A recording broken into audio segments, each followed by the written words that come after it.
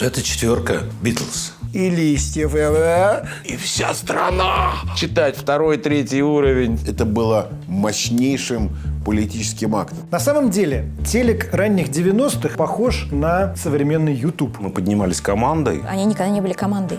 Вообще ни одной секунды. Мне иногда смешно читать, как из него сделали памятник. Не борзый или больно стал? И он мне стал рассказывать, что он хочет закрыть всю эту историю со всей этой рекламой. Листьев ранен, в него стреляли. Кто сказал, что убийцы были серьезными? Вопрос был только в том, кто попросил Дождомирова совершить убийство. Следствие известно все это. Загадок в этом преступлении нет. Привет, друзья! Мы в телецентре Останкино. Не чужое мне место, но я давно тут не был. У нас в Ютубе, как вы знаете, многие называют это место Мордором, глазом Саурона, все такое, но мы не про сегодня. Мы про те события, которые происходили здесь четверть века назад. И я тогда, в середине 90-х, как раз студентом молодым пришел работать сюда, в Останкино, и немного помню, что тогда происходило. И знаете, за 25 лет какие-то вещи настолько изменились, особенно в смысле технологий, что даже сложно представить некоторые детали. Например, представьте, что все каналы Ютуба начинают одновременно показывать одну и ту же картинку. Тогда, 25 лет назад, не было Ютуба, был только телек, который все смотрели. Он был главным источником информации в стране. И чтобы все каналы разом прервали вещание и начали передавать одно единственное сообщение, а это уже коммерческое телевидение, должно произойти какое-то экстраординарное событие, что-то невероятное. И ровно таким событием стало для всей страны убийство Владислава Листьева, которое произошло 1 марта 1995 года.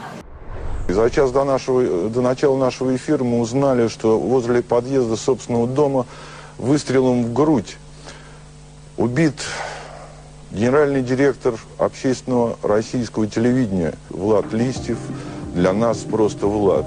2 марта все каналы прекращают вещание, и в эфире постоянно висит эта заставка. В Останкино приезжает президент Борис Ельцин и в прямом эфире извиняется перед всей страной.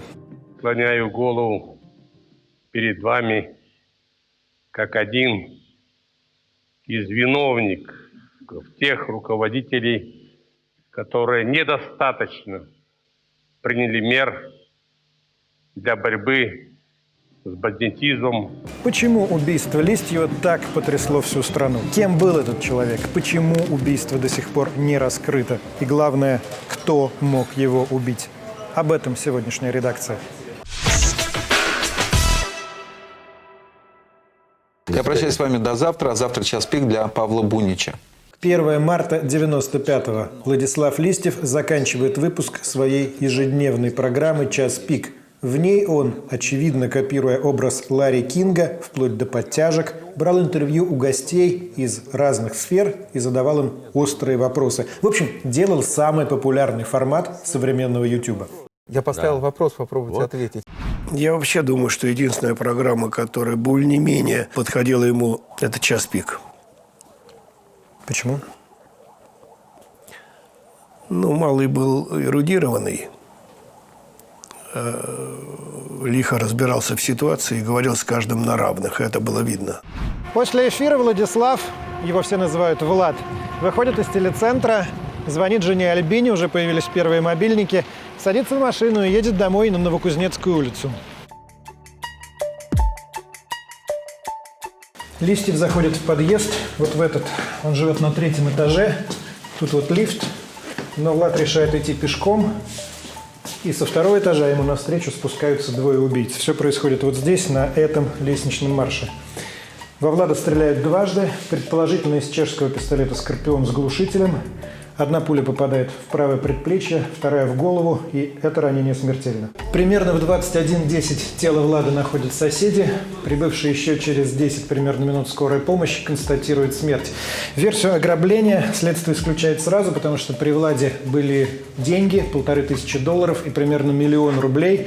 На самом деле, по тогдашнему инфляционному курсу это примерно $220. Но все равно в 1995 году это очень существенные деньги. Буквально через час-полтора здесь, в этом дворе, несмотря на то, что это уже поздний вечер, собирается огромная толпа людей. Многие сразу несут цветы. все в шоке, потому что нету в этой стране ни одного человека, который бы не знал, кто такой Влад Листьев из «Взгляда».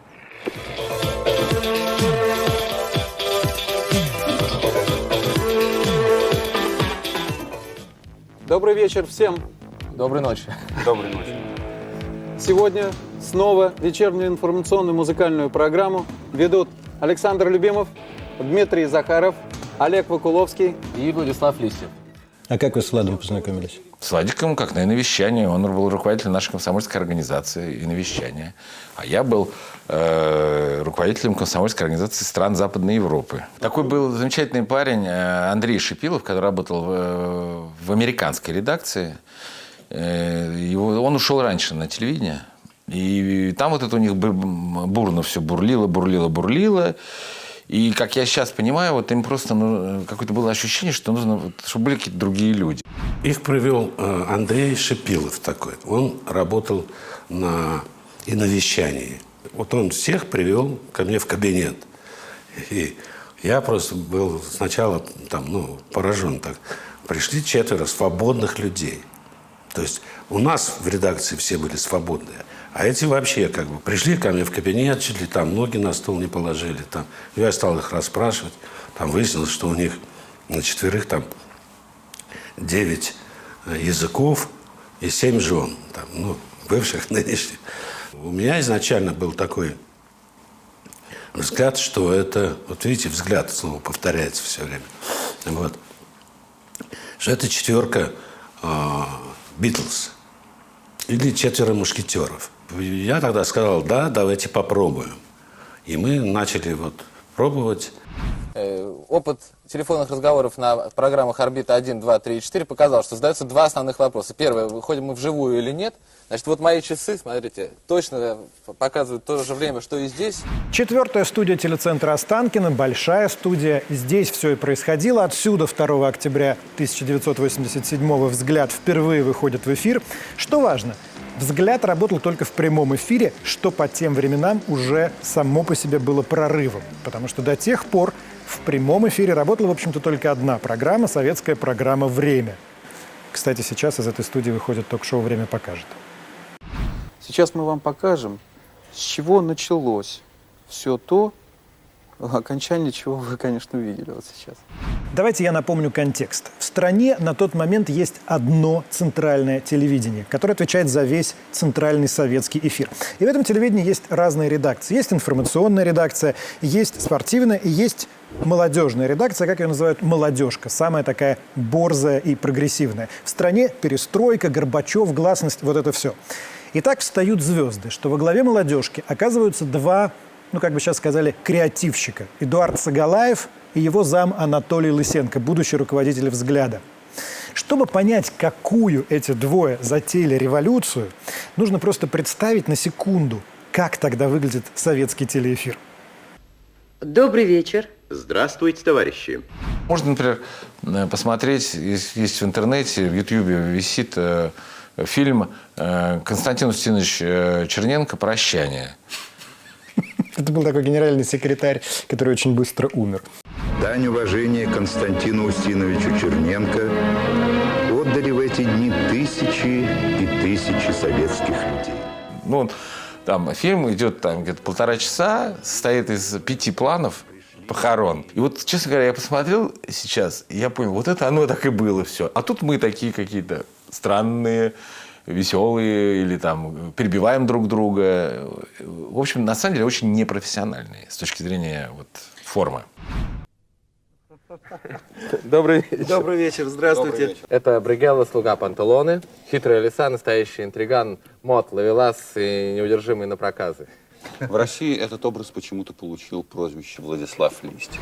Скажите, а вот в те времена это как-то было артикулировано? Вот у тебя, Дмитрий, будет образ вот такой, делай то-то. Лысенко нас позвал, естественно, не случайно. И проанализировав контингент, ненавязчиво сделал распределение ролей. То есть Владик – это шоумен, душа народа. Сашка Любимов – агрессивный революционер, который все время чего-нибудь хочет свергнуть. И скептик в моем лице, который во всем видит какую-нибудь засаду, подвох. Есть другая часть, так сказать, людей, которые на этом наживаются. Сколько они, извини, я тебя перебил, зарабатывают на этом? Вот я как раз хотел об этом сказать. По данным московского БХСС, от 1 до 3 тысяч в месяц. Как вы становитесь ведущим «Взгляда»? Очень просто. Вот, элементарная, так сказать, вещь. Мне отводит такое... Я начинаю делать какие-то там репортажи, какой-то последний съезд комсомола, и я там выхожу на подиум вместе с девчонками, с какими-то там, да, ну, придуриваюсь за ними, иду, начинаю там что-то выпендриваться, как будто бы я модель. Вот. Я за этими тетками иду. Это в репортаже? Да. Вот. И, значит, ну, вот и мне определяет такой вот репортер, поскольку ну, я сам по себе действительно там есть до мозга костей. Именно вот это слово, которое так вот только что... Вам выделили амплуа репортера? Да.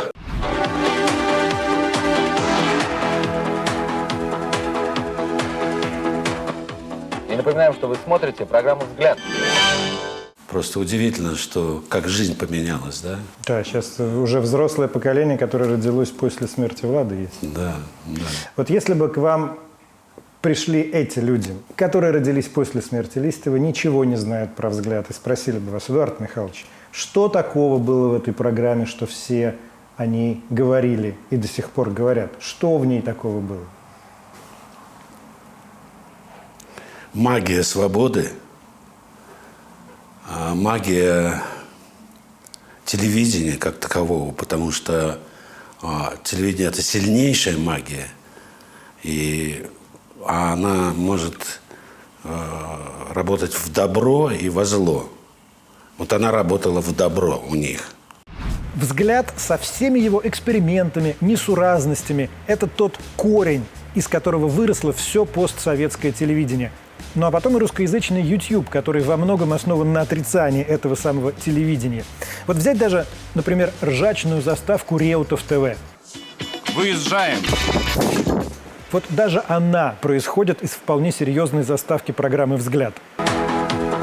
Почему у меня во «Взгляде» там, полсезона Влад с Димой бежали по Останкино, бежали в студию, начиналась так программа, перебиваясь фрагментами клипов из MTV. Да, как бы, это же все мы клеили. Почему Мукусев бросал: да, Демидов только и делает, что прославляет, делает из них звезд. Я говорю: конечно, я делаю из них звезд. Ясный пень. А зачем тогда мы пришли на телевидение? Да, как бы, моя задача делать из них звезд. Наши ровесники, коллеги, которые, например, занимались кино, они понимали, они видели практически все фильмы мира, да? И поэтому могли быть адекватными отрасли. А мы до 1989 года не видели ни одной зарубежной телевизионной программы. Мы просто не знали, как делать телевидение. Во «Взгляде» у вас, я так понимаю, Эрнст премьерился у вас. Любимов привел Костю с клипом аэробика Кинчева. Там был пролог киношный такой. И он, естественно, под эфир взял это, не предупредив меня, обрезал и поставил только с музыкальной части. Вы обиделись? Я обиделся, да. Я понимаю по-человечески. Правда понимаю. Тогда Костя пришел искренне, и для него это была практически первая режиссерская работа. Да, конечно, он там прям получил некий шок такой. Ему было просто обидно. Думаю, Саш, ты теперь нам сообщишь музыкальную новость? Да, сейчас в нашей программе музыка, но сначала наша большая просьба. Мы не тешим себя надеждами, что собираем в столь поздний час уж очень большую аудиторию, но учитывая качество звукоизоляции наших домов, просим вас чуть-чуть приглушить звук телевизоров.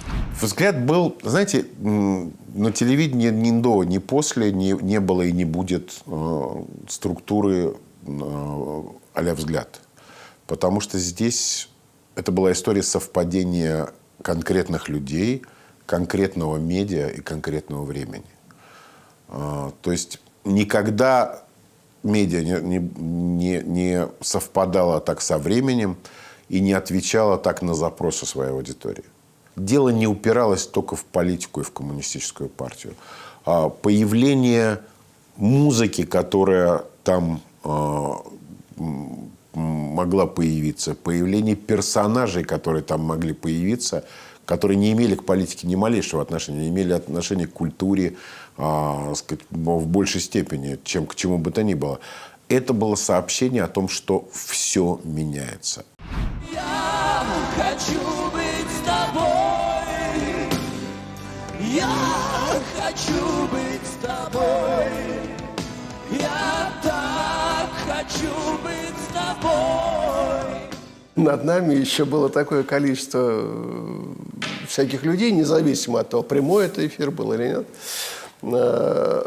что внутри маленький Лапин, который жил в каждом из нас, в зависимости от количества лет, проработанных в Останкино, он был разного размера, этот самый Лапин, он все равно не позволял быть, допустим, в 1988 году таким же, как в 1989. Вот изживание из себя вот этого маленького Лапина, вот этого маленького цензора, который цеплялся к словам, к интонациям, к мыслям о том, а что скажет Цыгалаев, а что скажет, там, не знаю,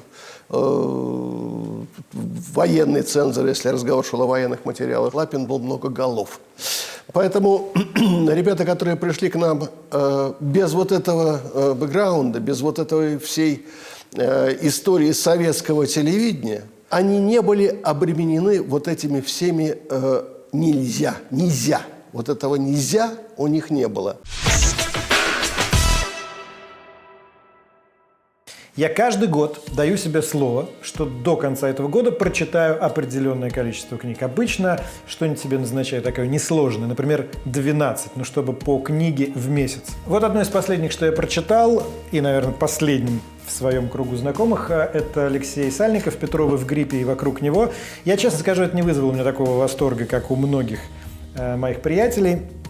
Но что мне точно понравилось, что Алексей Сальников наследует такой важной уральской литературной школе, которую, конечно, возглавляет Алексей Иванов, тоже уралец, чей роман «Географ Глобус пропил» вообще долгие годы был моим самым любимым. Ну окей, это всего одна книга, а надо, как мы помним, 12. И тут проблема в чем? Что либо нет времени, потому что все время съемки, потом спать, либо, когда время появляется, это в моем случае, как правило, либо в самолете, либо где-нибудь в гостинице на съемках перед сном. Время есть, нету книги, потому что ты ее, конечно, забыл с собой взять. Но сейчас я поделюсь с вами секретом, что помогло мне это свое обещание, данное самому себе о количестве книг в год, выполнять надежнее и проще. Это Литрес.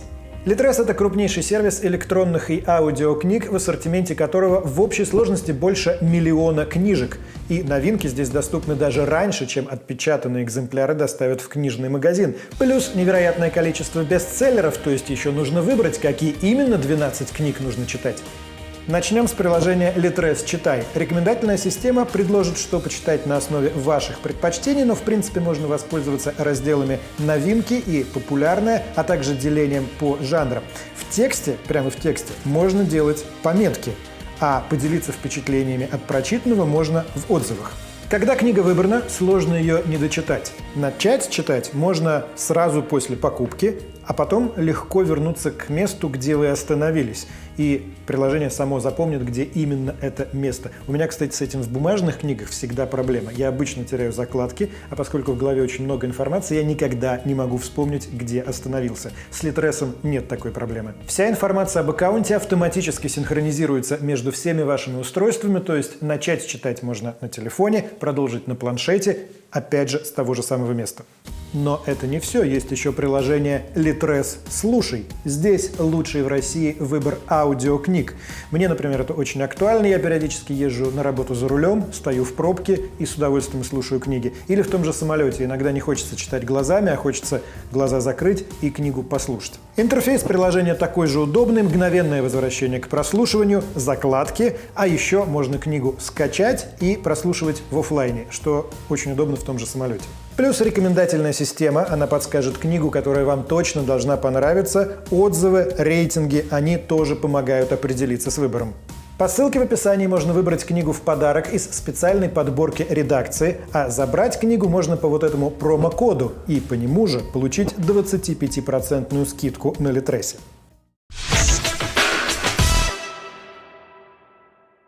Тогда была цензура.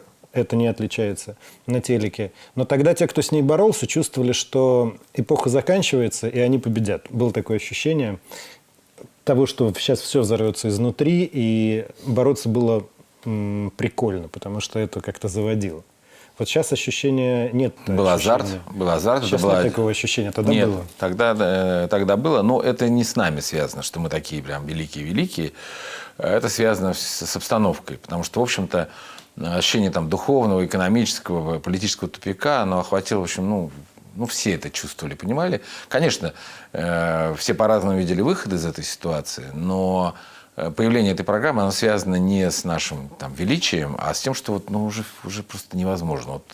Нас руководство канала смотрело на первую орбиту, после чего все правили. Поэтому была сложная система обманов того, что одно ставили на первую орбиту, какие-то сюжеты непроходные заранее ставились на первую орбиту, их снимали, а другие, в общем, не менее зубодробительные, но все-таки оставались.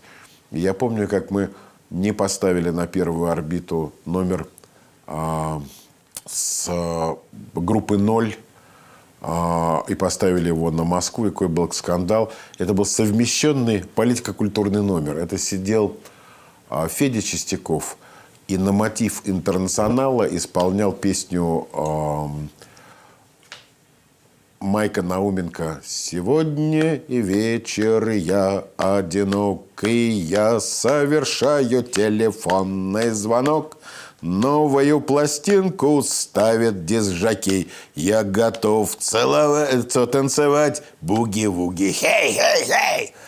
Это был «Интернационал». Тогда это была сакральная музыка. Да. И что можно было сказать? Человек пел «Интернационал». И пел какую-то, в общем, песню про поход на дискотеку. Но это было мощнейшим политическим актом. У нас была так называемая «зеленая собака», или как это называется, да? Вот, какой-то сюжет, который явно не пройдет. Вот. И мы этот сюжет ставили на Сибирь. И начальство бегало в ужасе и говорило: вы что, с ума сошли, там, уберите этот сюжет.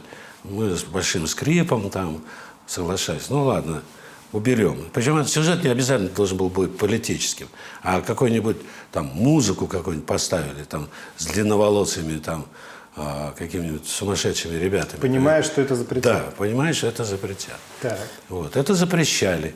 Тогда мы на Москву ставили заранее заготовленный уже бомбу просто, политическую бомбу. Вот, типа Марка Захарова, который объявил, что надо Ленина похоронить. Это удивительная история. Марк Захаров 30 лет назад во «Взгляде» предложил похоронить Ленина. Проблема до сих пор не решена. Мы можем как угодно ненавидеть человека, как угодно его любить до самозабвения, но мы не вправе лишать человеческое тело захоронения, подражая древним язычникам. Он пришел днем на орбиту. Для жителей, соответственно, там, города Анадырь и Петропавловска-Камчатского. Он там говорит что-нибудь такое вялое. Что, в принципе, коммунистическая партия – это не самое лучшее, что потом есть. на Москву. А на Москву, говорит, захоронить Ленина надо. С этим связан гигантский кризис, потому что он это сказал в пятницу, а в понедельник начинался пленум ЦК КПСС, куда съехались все, по нынешним понятиям, губернаторы. И там в отчете с пленума, в третьем выступлении, значит, 1 или 2 абзаца был посвящен программе «Взгляд», какие мы чудовищные гады. Если с повтора отдел пропаганды ЦК КПСС снимал эту программу, был звонок, то Сагалаев нам оценивал программу по высшей категории. Это стоило там 450 рублей. На круг всех. А если ничего не снималось? А если не снималось, повторялось, то это было 350. Там, да? Тогда 100 рублей это были очень большие деньги. То есть, сейчас, секунду. Руководитель редакции, на минуточку, центрального телевидения, оценивает программу тем выше, чем более непроходной в ней стоит материал. Это сейчас непредставимая вещь вообще. Это позор нашей страны. Мой позор, ваш позор. Позор правительства и позор, конечно, преступного мира. Я твердо уверен, что виновных не найдут. И что это очередная попытка запугать людей. Запугать тем, что если могут убить генеральный директор крупнейшей компании, если могут убить телезвезду, то уж нормальному журналисту, который попытается что-то сделать, что-то вякнуть, где-то сказать что-то, ему просто не жить. Виновных за эти 25 лет действительно так и не нашли. Ни исполнителей, ни организаторов, ни заказчиков. У следственной группы несколько раз менялись руководители, всего их было 5. Мы на прошлой неделе пообщались с самым первым следователем по делу Борисом Уваровым. Он уже такой сильно пожилой человек, возможно, поэтому не сказал он ничего внятного. Насколько я разобрался, больше всего следствие продвинулось при 3-м следователе Петре Трибое. Он был ставленником генерального прокурора Юрия Скуратова. Скуратова назначают на этот пост в октябре 95-го, то есть через 7 месяцев после убийства. Мы пригласили представителей оперативных подразделений МВД, ФСБ, и я, значит, заслушал их отчет, информацию о работе, и после этого принял решение сменить руководителя следственно-оперативной группы, и вот Петра Георгиевича мы совместным решением моим и Катышева, мы его, так сказать, в этом плане затвердили. За те почти 4 года, что вы занимались этим делом, что вы успели выяснить? Очень много существенных элементов, которые имели решающее значение для раскрытия этого преступления. Например, мы установили, что преступление было совершено на 30 минут позже, чем считалось первоначально. По ряду признаков, причем совершенно точных. А что это меняло? Это что давало? Это давало возможное алиби преступнику, который мог бы сказать, что я находился в это время в другом месте. То есть, если время, которое предполагалось раньше, в соответствии с тем временем, которое мы потом установили. То есть он мог создать себе алиби. Это речь про исполнителей? Да. А вы установили исполнителя? Ну, мы считаем, что да, лица, которые подозревались и разрабатывали, совершали различные глупые поступки, которые мы фиксировали, а они шли как раз вот именно в... Вы можете назвать какой-то поступок? Ну, например, мои коллеги, следователи, выехали отработать там, надо было одну персону, в другой город. Значит, тут же из того города позвонили, значит, лицу, который представлял для нас интерес, сказали, что вот по этому делу приехали вот такие-то, и называют фамилии следователей и оперативников, которые приехали, вот, и конкретно, что по нашему делу. А ну, фигурант говорит, ты клади трубку, говорит, и срочно приезжай в Москву. Вот, говорит, здесь переговорим, больше не болтай ни о чем. Ну, это как? Дает основание для того, чтобы... Подозревать? Подозревать. Вот как. Причем, я бы сказал, обоих. Да. И того, к кому вы ехали, и того, кто сказал эту фразу. А тот, который звонил, тот, по-моему, и ныне депутат Государственной Думы. А, серьезно? Да. А тот, кто сказал вот эту фразу, клади трубку и приезжай? Тот, не хочу сказать. Но он жив-здоров? Жив-здоров. Давайте тогда, что называется, на чистоту. Я так понимаю, что дело вы, по вашему мнению, по крайней мере, раскрыли. Я считаю, что загадок в этом деле для нас относительно участников и соучастников лиц, участвовавших и соучаствовавших в этом преступлении, нет. То есть это речь идет и об исполнителе, и об организаторе, и, главное, заказчике. Я заказчик. Вы знаете заказчика? Ну, я думаю, что у нас есть основания для того, чтобы подозревать. Почему вы до тех пор не передали дело в суд, если, как я понял, после того, как Трибой взялся за дело, достаточно быстро вы поняли всю цепочку, и заказчика могли для себя, по крайней мере, назвать?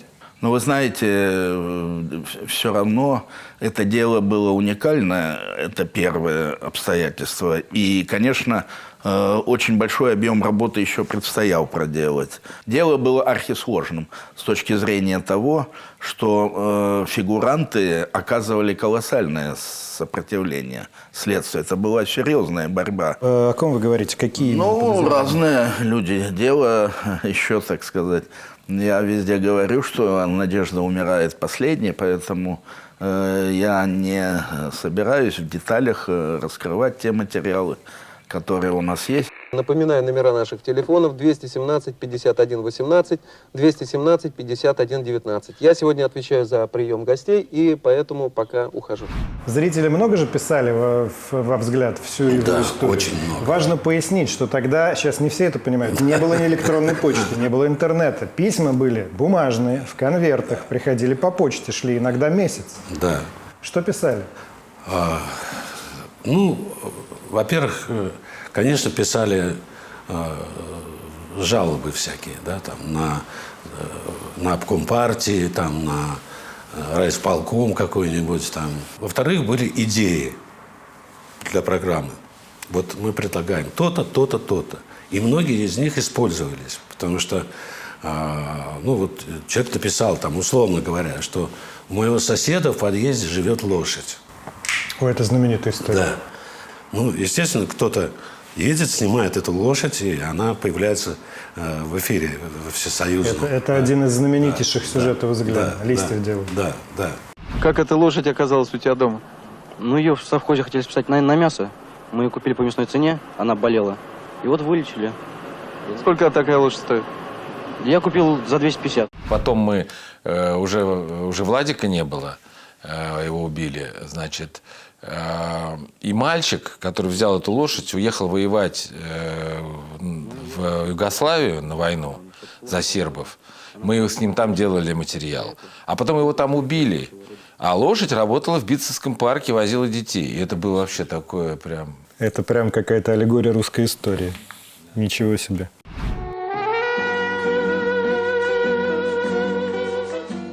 Говорю, сделай двойной портрет с этой лошадкой, этого молодого человека. Вот, прямо вот так вот, пускай он там, да. Вот, я говорю, только единственное, не вставляй ни в коем случае никаких там love story и всякой другой шняги. Он когда уходил, Разбаш сказал, говорит, все, иди, я все смонтирую. Он говорит, политок что-то сказал по поводу love story. Я не помню, что. И ушел. И что сделал Разбаш? Он взял и поставил именно. Я когда увидел это в эфире, я был в шоке. Я говорю, я же тебе сказал не ставить. Вот, но именно поэтому, кстати говоря, именно и только, наверное, и поэтому тоже этот материал был очень хорошо принят на всяких фестивалях, и вот там какие-то призы завоевывал. А вот теперь представьте себе, что есть телевизионный фестиваль, на который поехали разные сюжеты. А приз привез сюжет про лошадь. Ну, кто же это переживет-то? «Взгляд» же это был очень непродолжительный промежуток времени, да, из тех там 6 лет, что мы прожили вместе. А потом это было абсолютно автономное существование всех по отношению ко всем. Это они никогда не были командой. Вообще ни одной секунды. Ни во время, ни во время «Взгляда», ни после «Взгляда». Это апокриф такой же, как «Маска вида».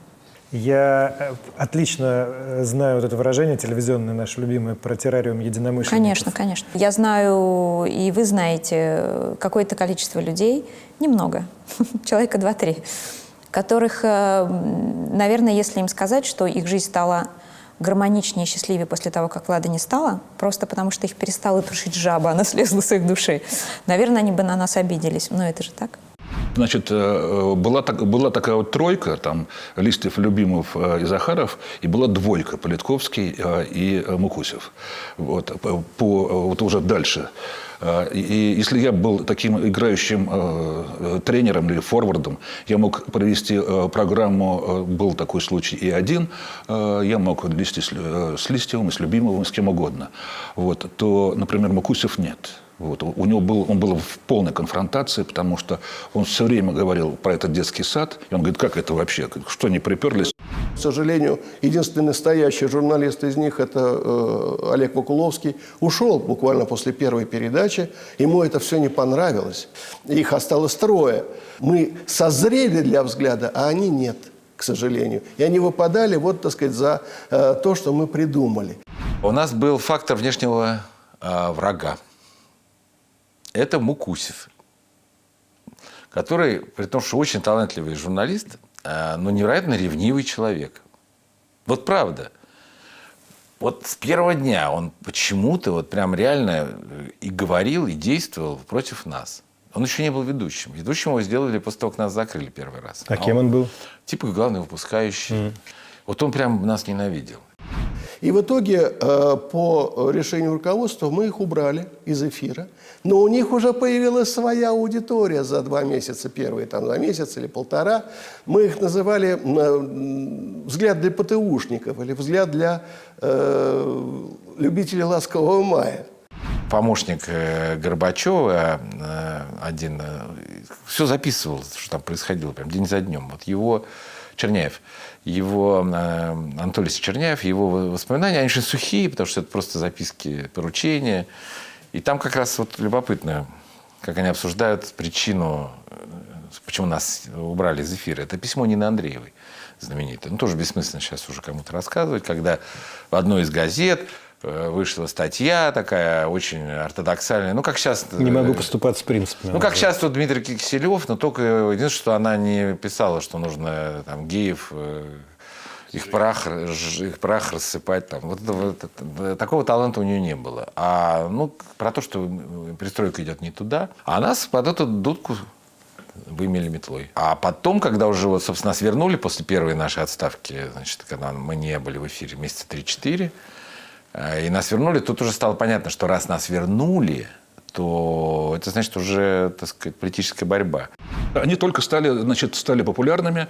Вот это самое, пришла, узнаваемость, слава пришла. И они стали ездить, зарабатывать бабки. Они первые начали зарабатывать бабки, а потом мы уже с Володькой Макусевым. Это вот ЧОС вот этот, да? Вот? Да. Но это не ЧОС, вы понимаете, если честно, там, да, это были вот единственные деньги, на которые можно было жить, потому что мы получали копейки.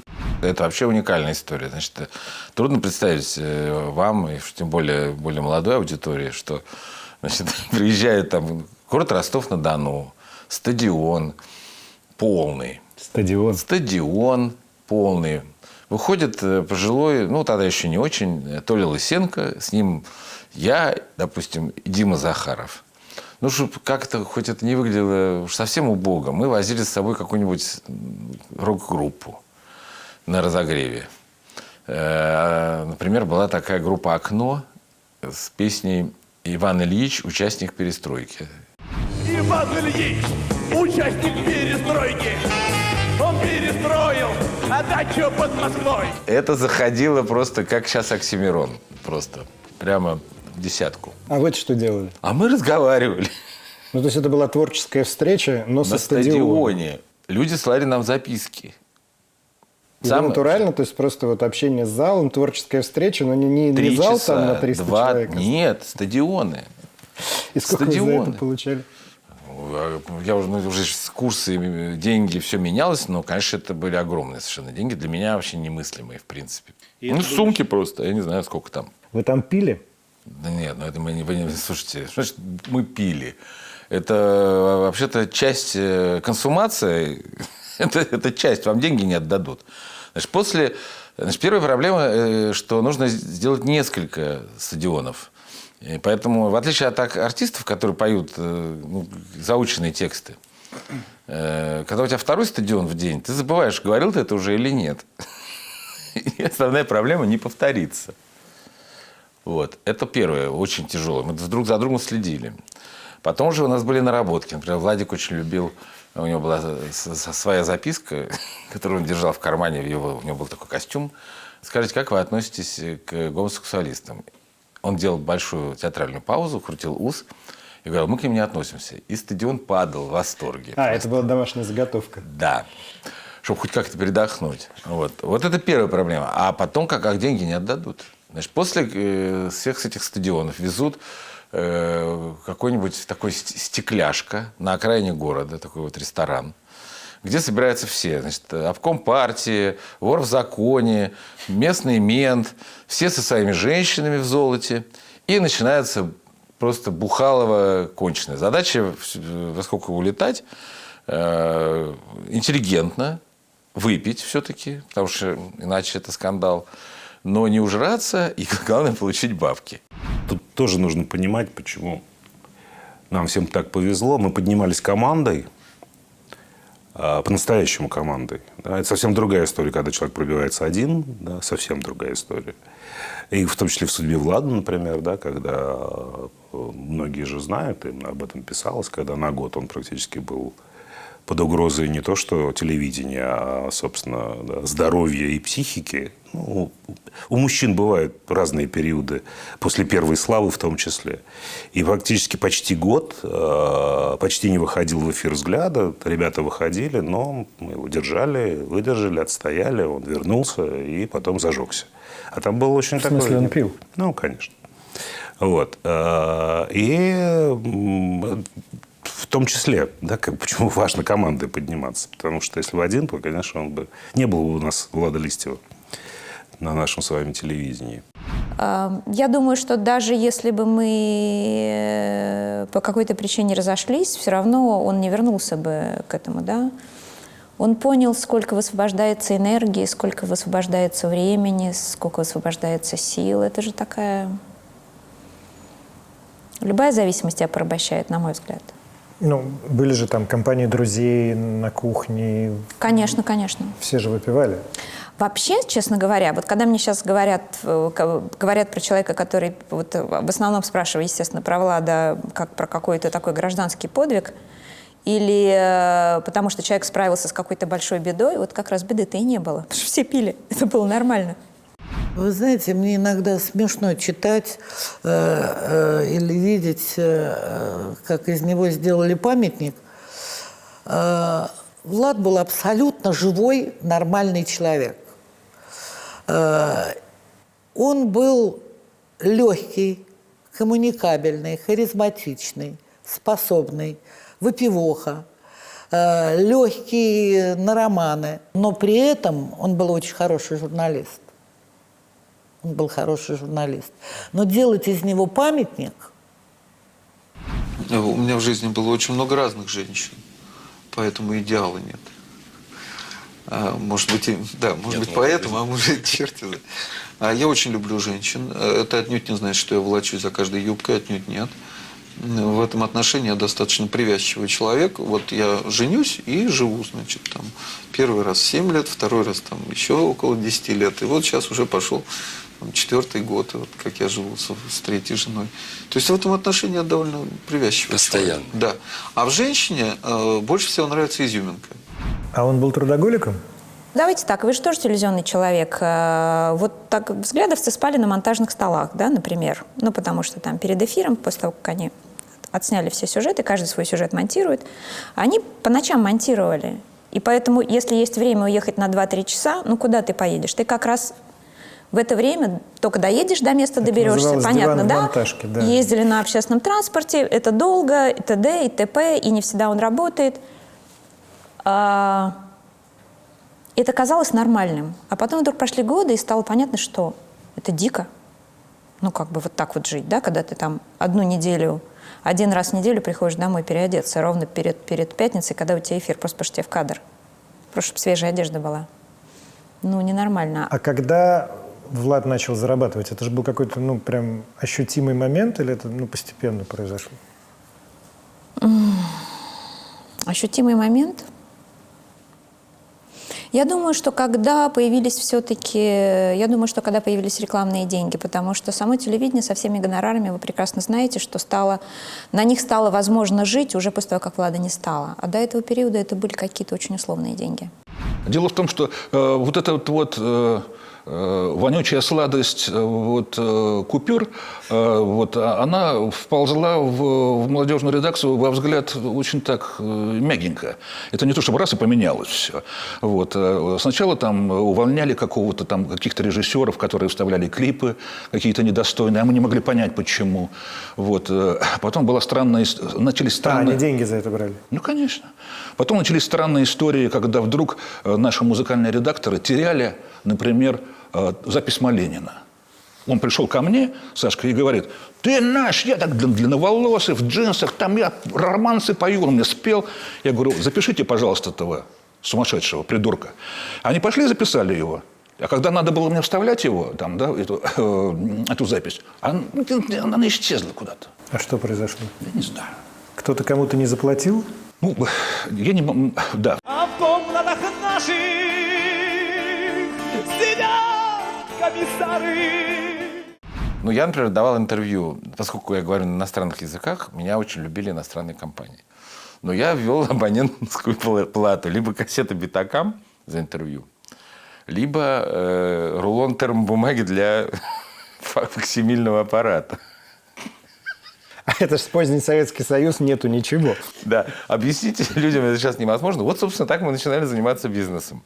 Потом какие-то пошли рекламные истории. Вот сейчас 30 лет Макдональдса, я давал интервью, вспомнили, они нам дали, в преддверии открытия, они нам дали свои ролики Биг Маков, программу «Взгляд». А за это они приняли нашу съемочную группу где-то в Канаде, в Америке. Я не ездил, по-моему, Владик ездил, не помню, кто ездил. Ну, короче, тогда же всем показать, было интересно, как они живут. Да, всем же было очень интересно. Вот. И получился у нас такой бартер. То есть сейчас сложно объяснить. Значит, это всесоюзный эфир, прайм-тайм, самая популярная программа. Макдональдс ставит ролик рекламный. Бесплатно. И за это везет героев, ведущих этих программ тупо в Америку и тоже показывает, сука, Макдональдс. Именно. Отличный был бизнес. Как появилась ваша статья 91 года про то, как умирает «Взгляд», совпавшая по времени с закрытием «Взгляда»? Давал я это интервью в конце октября, то есть за 3 месяца до «Взгляда», закрытия «Взгляда». Мне стало очевидно, что «Взгляд» умирает, потому что я не стал владеть всем, что происходило во «Взгляде». Я стал понимать, что происходят процессы за моей спиной. Во «Взгляде» появились деньги, появилась джинса, появились проплаченные сюжеты. И это почувствовал не только я, это почувствовали зрители. Популярность «Взгляда» стремительно, тогда еще рейтингов не считались рейтинги, но популярность «Взгляда» стремительно уменьшалась. Я помню, значит, Анастасия Ниточкина, автор этого интервью, честная журналистка, мы люди одних взглядов, пришла и показала нам его интервью. Это было, типа, там, условно, 23 декабря 90-го года. На следующий день после того, как программу «Взгляд» закрыли окончательно, потому что я пришел, ну, как руководитель, да, на совещание к Леониду Петровичу Кравченко. Они меня уговаривали, чтобы мы вышли в эфир без сюжета, в котором мы рассказывали про то, как министр иностранных дел Советского Союза, Эдуард Амбрович Шеварднадзе, ушел с своего поста добровольно и покинул, значит, потом ЦК или что-то еще, сказав, что в стране грядет военный переворот. За полгода до путча. Ну, это декабрь, а август. Это за 9, там, да, ну, условно, да. Я возвращаюсь от Кравченко, мы с ребятами обсуждаем, говорим, ну, смотрите, мы уступаем или нет? Ну, мы можем уступить и выйти в эфир, а можем не уступать. Мое мнение не уступать, как вы, давайте там решим. Вот. И тут появляется это, значит, Анастасия, показывает материал. Значит, мы приглашаем Мукутьева, я помню, все сидят там, вся наша вот банда. Мы говорим, Володь, ну то, что ты нас сильно не любишь давно, это мы в курсе, но зачем ты сейчас, когда нас закрыли, то есть ты себя отмаркируешь, и сейчас это выйдет, что ты на стороне вот этих всех консервативных сил, которые против перестройки, ну и так далее, и так далее. Что, собственно, он и сделал. Вот упрямый дурак. Я стал делать на медне вот тоже с попыткой чего-то, какого-то другого вещания, другого языка, другого поведения в кадре. Вот. И тогда же с 90 на 91 перед Новым годом меня первый раз закрыли. То есть я начал выходить в сентябре, а в декабре я первый раз столкнулся с запретом. Это примерно тогда же, когда «Взгляд» закрыли. Да, тогда и причина была одна и та же. Мы, конечно, об этом не сговаривались. К ним приходил Степанов Мамаладзе, помощник Шеварднадзе, обсуждать отставку Шеварднадзе. Да, когда Шеварднадзе сказал, грядет диктатура. Да. А у меня была одна, значит, фраза, которая вышла на Дальний Восток, на Урал, но не вышла на Москву. В 1945 году русский Егоров и грузин Кантарий водрузили красное знамя над Рейхстагом. Через 45 лет другому русскому и другому грузину не простили, что они это знамя позволили спустить. Ну и дальше там что-то. Эдуард Шеварднадзе подал в отставку. Для меня это было самое главное. Зайти с таким вот... Горбачев и Шеварднадзе. Да. Ну и там тогда это было всем понятно. Теперь нужно объяснять, что русский грузин, которые спустили красное знамя с Рейхстага, это Горбачев и Шеварднадзе. Скажите, вот этот момент в начале 91 года, наступление реакции, закрытие вашей программы, вы тяжело это переживали? Это была шоковая ситуация, потому что мы не знали, что делать. Потому что вот, вроде бы ты работаешь, ты работал... Но вас при этом не уволили. В том-то и дело, да, что вроде бы тебя не увольняют, зарплату не платят, да, вот, и совершенно не отдают эти... трудовые книжки. Трудовые книжки, да. Вы помните протестную акцию против закрытия «Взгляда», на которой 500 000 человек вышло? Такое дело было. Сейчас такое вряд ли возможно. С окна 6-го этажа, монтажка 45-я была на 6-м, и мы там фактически жили. Мы просто смотрели в окно на эту огромную немыслимую толпу. Тогда обыватель проснулся. Ведь самые главные революционеры – это не те, кто задумывают революцию, не пассионарии, которые ее совершают. Революция происходит, когда доведен до края обыватель. С конца зимы до конца лета, до августовского путча 1991 года, который прикончил Советский Союз, программа «Взгляд» выходит в самом удивительном своем формате. Она называется «Взгляд из-под поля». Ее записывают на кухне у Александра Политковского. Основные ведущие он и Александр Любимов. Здравствуйте. В эфире снова «Взгляд». Его ведут Александр Любимов и Александр Политковский. А теперь вопрос у меня к тем, кто моложе 30. Скажите, как вы считаете, как дистрибутировать вашу программу, если от телеэфира вы отрезаны, а интернета еще нет? Правильный ответ – ВХС-ка. Программу записывают, натурально записывают на ВХС-ку, и ВХС-ки со «Взглядом из-под поля» продают у станции метро. И те, кто продает, еще умудряются на этом зарабатывать. Партнеров на это коммерческое мероприятие взглядовцы находят сами. Они к 91 году, да и, в общем, раньше, к 90-му, уже не только журналисты, но и то, что вскоре назовут телепродюсеры. Что касается Влада Листьева, то он в это время оставался и в телеэфире, где как раз начал делать шоу «Поле чудес». Добрый вечер, телезрители. Сегодня мы начинаем новый цикл передач «Капитал-шоу. Поле чудес». Давайте так, я вас спрошу. Откуда взялось «Поле чудес»? Я считал, что существовал некий международный формат под названием «Колесо фортуны», который был успешным образом адаптирован для российского же телевидения. Ну и все так считают. Выглядело это так. Еще нет телевидения в России. Вы ничего не можете узнать про «Колесо фортуны», если вы не были в Америке. Мы ничего не знали к моменту появления «Поля чудес» на свет про «Колесо фортуны». У нас был товарищ Алексей Мармулев, который, сидя в кооперативном грузинском кафе на бульварах, рассказал на словах, что вот есть такая игровая передача, рассказал, что есть барабан, рассказал на словах. И приблизительно, как это выглядит. И потом вот 3 человека, Влад, Леша и Игорь Угольников, стали докручивать, вспомнили виселицу, вспомнили еще что-то. И делалась эта программа под Угольникова. Влад не должен был ее вести. Он должен был ее сделать как продюсер. Я не знаю, за что полюбили эту программу. Я, честно говоря, не представляю. Ни студии. Я в каком-то свитерочке совершенно дервенелый. Безумное табло какое-то самодельное. Там, ужас какой-то. Сельский клуб такой. Первые 3 или 4 или 5 программ он стоял за камерой. Усы у него были дыбом. То, что ж я творил в кадре, это вообще отдельно. От зажима это... Я вообще не понимал, где я нахожусь, что происходит. От зажима, в смысле, от того, что вы неуверенно себя чувствовали? Ну, конечно. Я легко держу аудиторию, но камеры, 6, свет, звук по тем временам еще, стопы, все эти команды. Я сатанел. И он меня когда позвал, сказал: старик, это бессмысленно, эта штука умрет через полгода. Ну, ты можешь понимать, что взрослые люди по буквам угадывают слова, но уже зазеркалье. Ну, как это? Давай, знаешь что, давай передумаем ситуацию. Довольно долго об этом разговор был. Но он схватил сразу идею. Я говорю: давай это будет передача о тех, кто играет. Не во что играют, а о тех, кто играет. Изменилась философия сразу. Это было ваше предложение? Ну, не важно, чье это предложение, не важно. И сразу все встало на свои места. Она выиграла автомобиль! Она победила в суперигре! А что происходило, когда человек выигрывал машину, особенно вот в первые годы? Сначала абсолютное неверие. Глаза вот такие вот. Да, правда. Даже вопроса не было. Просто никто не особенно... Я помню женщину, первый, по-моему, проигранный автомобиль был «Мерседес». И это было что-то... Женщина выиграла. Она даже как-то не очень даже обрадовалась. Не поверила, наверное. Да, конечно. А там были разные случаи. Долго выясняли, правда, неправда. Уходили за мной. Я говорю: что вы ко мне пристали? Идите, оформляйте.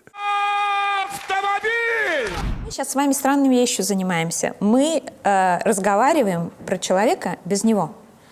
А он, в общем, остался очень во многом. Он существует. Если взять его интервью, там черным по белому написано. Многие вещи, на которые я сейчас даю очень субъективные ответы. Вы можете открыть и посмотреть, что он говорит про политику, например. Мне это не интересно. Я понимаю вас. Просто неинтересно. Сейчас я многих политиков и то, как делается политика, я многое знаю изнутри. И мне это еще более неинтересно. Это грязно. Поэтому переход на поле чудес не был для него какой-то, Для него он не был, давайте так, для него он не был психологической травмой. Другие думали, что они наконец от него избавились. Но таким образом, о себе оставив самое вкусное. Но сами знаете, чем кончилось. Это еще причина, которая усугубила, собственно говоря, любовь и дружбу. Он ощутил какую-то новую энергию в себе на поле Конечно. чудес? Он понял, что он нашел что он может свою все струю. сам. Ровно потому, что это считалось отбыванием повинности, ему дали задание. Никого это как... Давайте так. Никого это не интересовало уже. Ну, что-то он там копается и копается. И вдруг такой взрыв. Конечно. Наташа, где тебя так замечательно причесали? У тебя... Ну, я понимаю, что не дома. «Поле чудес» – одна из первых и самых знаменитых программ телекомпании «ВИД», большого продакшена, в который превратились бывшие взглядовцы. Скоро к «Полю чудес» добавится «Тема», следующий проект Влада Листьева. Добрый вечер, уважаемые дамы и господа. Мы продолжаем нашу программу «Тема». «Музабосс» Ивана Демидова. Добрый вечер. В эфире «Абосс». «Матадор» Константина Эрнста. Сегодня «Матадор» представляет вам людей. «Политбюро» Александра Политковского. Добрый вечер. Политбюро работает в прямом эфире. Наш телефон 215-93-65. «ВИД», собственно, и расшифровывали как «взгляд» и другие. Время же самого взгляда уже истекало. Добивший СССР путч 91-го умирающему ничем не помог. И в августе 91-го мы с Политковским сидели и делали вот эту радиостанцию «Белого дома». В Белом известная доме. история, да, вы сидели в Белом доме. Да, 3 суток. А всю работу в поле организовывал Влад. Все съемки. Его в Белом доме не было? Приезжал к нам, есть его тоже видео, как он про нас там что-то рассказывает. Видите, все лица, которые сидят за этим стеклом и которые сейчас вещают прямой эфир для людей, собравшихся вокруг Белого дома, вам знакомы. Простите, там, по всей видимости, начинается штурм здания, но я вас хочу дослушать. Я бы сказал, что я горжусь за свою страну. И это со мной, к сожалению, не бывало часто. Как вам кажется, эпоха, вот эта золотая эпоха взгляда, которая, в общем-то, продлилась, 3 года, она закончилась почему? Потому что все вокруг изменилось, рухнул Советский Союз, начались новые времена, или потому что появились деньги, или по каким-то внутренним причинам? Потому что квартирный вопрос их испортил, москвичей. Деньги появились? Ну, конечно, конечно. Это вот фраза из Маргарета. Ну, это понятно. Да. Вот. Это еще в те времена было. И во все времена. Деньги, коммерциализация телевидения вот началась по полной программе тогда. Я уже делал «Матадор». И мне было сказано, хочешь делать дальше программу, вот тебе блок рекламный, ты его продавай где хочешь. А если на заработанные деньги, сказать, можешь снимать программу, то вот у тебя место раз в месяц выходишь в воскресенье в 23 часа. Это был такой, сказать, феодальный способ торговли. Вот мы денег вам не дадим, но дадим кусок поля, в которое вы можете засадить сами. Только это не физическое поле, а время. Да, это время, да. Вот кабинет Влада Листьева, он здесь работал до самой смерти. Здесь сейчас до сих пор одна из служб телекомпании «ВИД». Нас любезно пустили поснимать. На самом деле, телек ранних 90-х, вы удивитесь, он больше всего похож на современный YouTube. Что я имею в виду? Есть огромное количество независимых уже производителей. Как сейчас говорят, креаторов. И они быстро понимают, что единственный способ легально зарабатывать нормальные деньги – это реклама. Потому что у государства денег уже нету на телек в том числе. Зато появилось огромное количество частных бизнесов, которым важно себя продвигать. И креаторы начинают эту рекламу сами продавать и сами снимать. ровно то же самое, в общем-то, что сейчас делаем мы, ютуберы, здесь на ютубе. И я в том числе. Продаем, снимаем, дистрибутируем. Разница, конечно, в том, что тогда это совершенно дикий рынок, а сейчас у нас жесткие правила. Ну и главное, YouTube — это все-таки платформа специально под монетизацию, доступ к которой есть, в общем-то, у всех желающих. А тогда платформой является национальный телеэфир, доступ к которому, несопоставимо, на порядки сложнее. Я хочу заниматься творчеством. Я не хочу, чтобы у меня голова болела по поводу того, где добыть деньги. Я иду на поклон к тем, у кого большой кошелек. И говорю: милые, родные, я с вами расплачусь рекламой, только дайте денег. Я не хочу этого делать. Я хочу спокойно творить. Даже люди, которые работали на телевидении, не понимали, как оно устроено в большинстве случаев. Да, если ты приходил в кассу, получал деньги, работал в какой-то редакции, получал зарплату, оно же в этот момент начало трансформироваться. Да? Это как шестеренки, которые все время крутятся. Вы попробуйте зафиксировать какой-то из периодов. Да? Каждые полгода все менялось, причем менялось кардинально. Заработок зависел от того, развивалась компания или нет. Если компания не развивалась, это была прибыль. Если компания развивалась, как, например, проекты, которые делал Влад, он зарабатывал и вкладывал их в следующий проект. А если вы помните, шли они довольно плотно. Да. И делал он это по гамбургскому счету. Если вы вспомните, он не снимал в темном кабинете. Он делал студии, он шил костюмы, он брал редактуру. То есть, да, он ничего не упрощал. Он хотел, чтобы это было классно сделано. Поэтому деньги зарабатывались, и тут же вкладывались мгновенно. Сейчас это, на самом деле, людям сложно понять, потому что сейчас все телевидение, оно такое, в общем, богатое, Сытое вы имеете в виду? Оно богатое и яркое. То есть люди приучены к тому, что телек — это богатая история, богатая картинка, а тогда уже все было совсем по-другому. Все было совсем по-другому. Вот Влад именно эту ситуацию менял. Поэтому, да, люди на телевидении знали, что такое деньги, совсем не все и далеко не всегда. Мы начинаем очередную программу из цикла «Тема». И сегодняшняя наша тема посвящена юмор как средство выжить сегодня. Когда страна любила Петра Олейникова, такую звезду сталинского кино довоенного, или любила Николая Рыбникова, такую звезду оттепели, она смотрела: вот мы такие. Вот такой вот сейчас должен быть хороший парень. И в перестройку, под конец перестройки, на стыке СССР и России, Листьев — это был вот он такой вот хороший парень. Почему именно он? Почему не Любимов, Захаров или Политковский? Потому что он потом вел «Тему» и вел «Поле чудес», и этим он мультиплицировал свой образ, он его расширял. Кроме умненького, который сидит в студии и говорит: а сейчас мы покажем...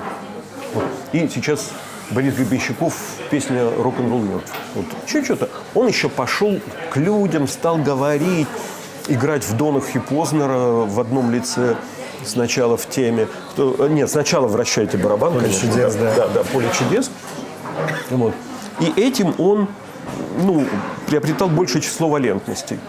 Потому что все-таки взгляд смотрел, почти вся страна, но бабушкам, наверное, это было сложновато. Но бабушки уже смотрели «Поле чудес». Да рано еще. Вот однажды мы путешествовали по Золотому кольцу. Сейчас я совершенно не помню, в каком городе. Мы отработали, была зима, глубокая зима. Та еще зима, которая была в Советском Союзе. А отработали — это встреча со зрителями, имеется в виду? Нет, концерт закончился, вся эта игра в зале произошла. А, это были выездные игры, Выездные игры были, да. Значит, и мы решили остаться переночевать, но Альбина сказала, что она не будет здесь ночевать. И это я, потому что там тебе будет лучше, все, поехали. И вот мы в ночи, мы поужинали, и в ночи, наверное, где-то около часа мы выехали, значит, в Пургу. Я сидел впереди, они сидели сзади. А у меня было тогда, сейчас уже поменьше, я был молочный наркоман. Я выпивал в день 3 литра молока, это хоть убейся, я без этого жить не мог. Я обожал молоко, любое. И, естественно, я всю дорогу ныл: хочу молока. Наконец ему это надоело. Стоп! Остановили машину в какой-то глухой деревне. Иди спроси, меня надоело. Я вышел из машины и через дорогу пошел, там окошечко светилось. Он, естественно, вылез, пошел за мной, открылась дверь, и в проеме в Световом образовалась очень пожилая старушечка такая в шарфе, такой в ночнухе и так, закутанная в шарфик. И в это время я вошел в полосу света. Она увидела и сказала: Якубович. И я еще сделал шаг вперед, и она увидела, и Листьев, и упала в обморок. Тут же мы ее подняли, затащили в дом, и потом сидели, пили нечего. Телевидение ведь король банальностей. Вот если человек в эфире, например, говорит подряд одну и ту же фразу несколько раз, людям с каждым разом нравится это все больше и больше. Как дети, когда им пальцы показываешь, есть такой эффект. Ну, им нельзя злоупотреблять, но у Владика была уникальная совершенно. Когда он забывал текст или забывал контекст в эфире, он, там, скажем, человек говорит какую-нибудь фразу, ну и вот, и мы там, типа, пошли с женой, значит, вот, и в магазин. Ну и все, и шоу разваливается. Владик, а он выпадает из контекста. Ну, я вижу по глазам, я сижу в аппаратной. Это у всех интервьюеров бывает. Да, что делает Влад? Это гениально. Он делает так. И вы говорите, что вы с женой пошли в магазин, и вся страна начинает читать 2-й, 3-й уровень. Что там такое в этом магазине? Класс. А я все думаю, что делать, когда вопрос забыл. Вот. Метод Владика Листьева. Я не знаю, как вы себя, например, как вот вы профессиональный телевизионный человек, как вы себя чувствуете, ну, в разных жанрах все-таки по-разному себя чувствуете. Конечно. Да? И, конечно, если сейчас вам скажи, давайте вот, значит, на Курском вокзале быстрый опрос, да, как бы... Ой, я очень не люблю. Понимаете, да? Вот чувствуете, да? Да, как? конечно. Вот, да и, ну, у меня вообще другая телевизионная профессия, и поэтому... А Влад...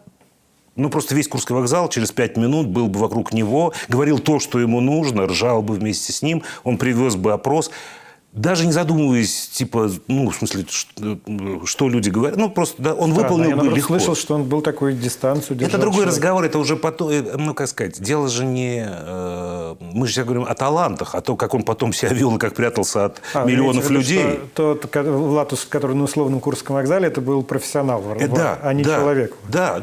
Нет, тут важно совпадение. И человек. Другое дело, что это не отменяет, что потом, знаете, как, да, ну, конечно, ты же не можешь 24 часа в сутки, особенно когда ты уже стал суперзвезда, и когда вокруг тебя каждую минуту готов собраться Курский вокзал, да, как бы все время быть, ты просто сдохнешь через полгодика. Поэтому, конечно, но Влад был абсолютно там гений коммуникации. И вот все эти годы он воплощал символ нового успеха, который должен быть богатым, респектабельным, красивым, с возможностями, богатым, таким американизированным. Ну, по тогдашним российским меркам, конечно. За счет того, что он был совладельцем компании «Вид»? Ну да. Нет, он ездил на иномарке. Ну, какие признаки тогда богатства? Вот какие? Человек ездит на иномарке, у него была Мазда зеленого цвета. И, в принципе, если у тебя есть вот такое-то количество рублей,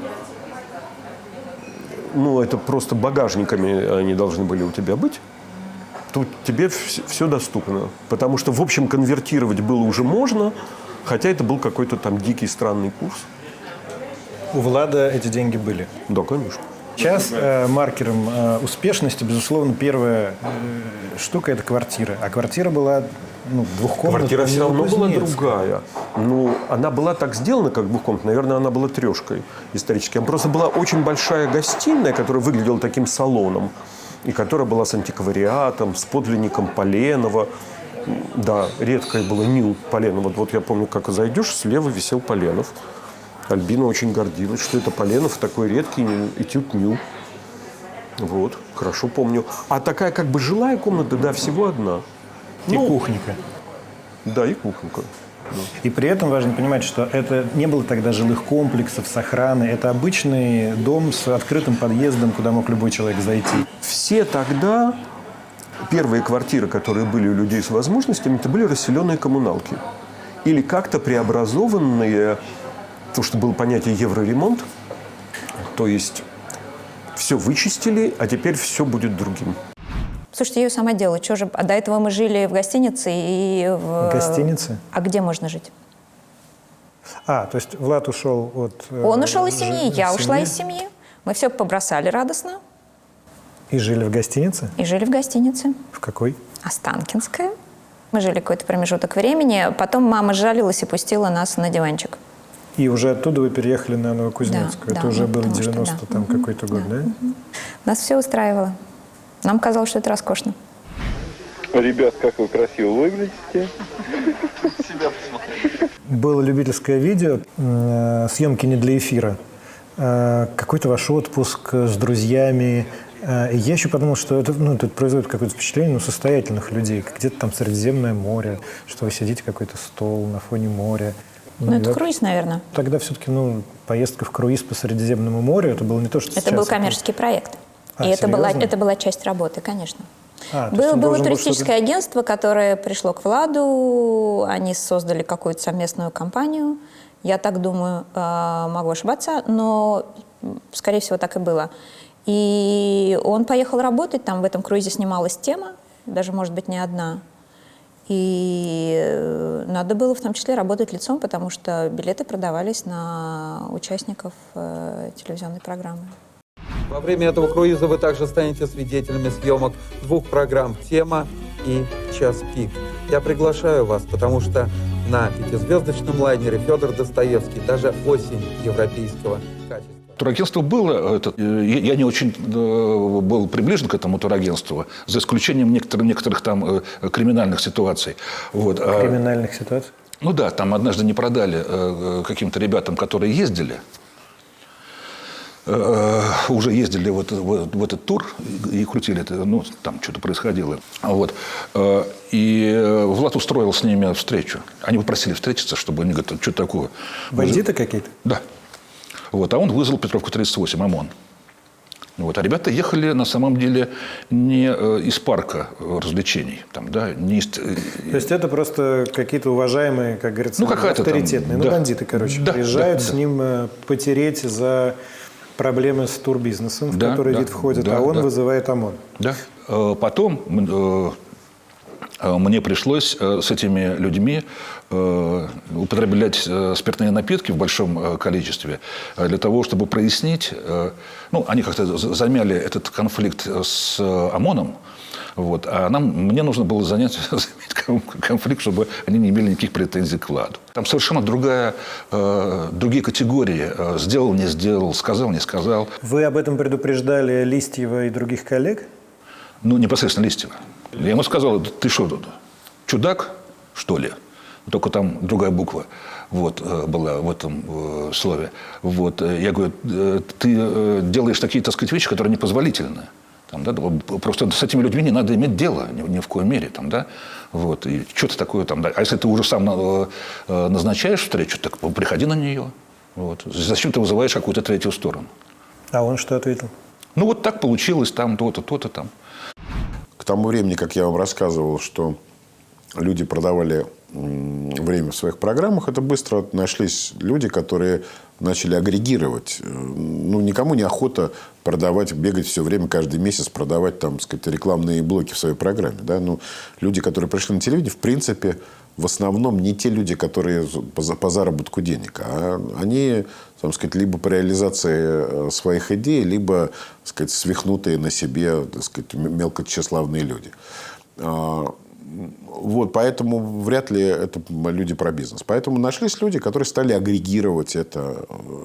Было много компаний, которые скупали рекламные блоки. То есть они готовы были финансировать твою программу, а за это они забирали у тебя полностью этот рекламный блок, который тебе, собственно, давали за то, что ты с определенной периодичностью делал программу определенного качества. Это было так, что приходил человек из рекламного агентства, садился с гендиректором, и они обсуждали сумму, общую сумму на год. Это была очень крупная сумма, если брать большие каналы. Это миллионы долларов. По тем временам это вообще колоссальные деньги. Да. И они хлопали по рукам, и дальше все работало уже по своему, как бы, там, ну, по накатанной колее, что ли, да, там вот работала, как работала. Хотя, конечно, были и случаи, когда люди брали себе напрямую просто спонсорские деньги, брали себе. Ну, кто тогда не был связан с криминальными структурами, понимаете?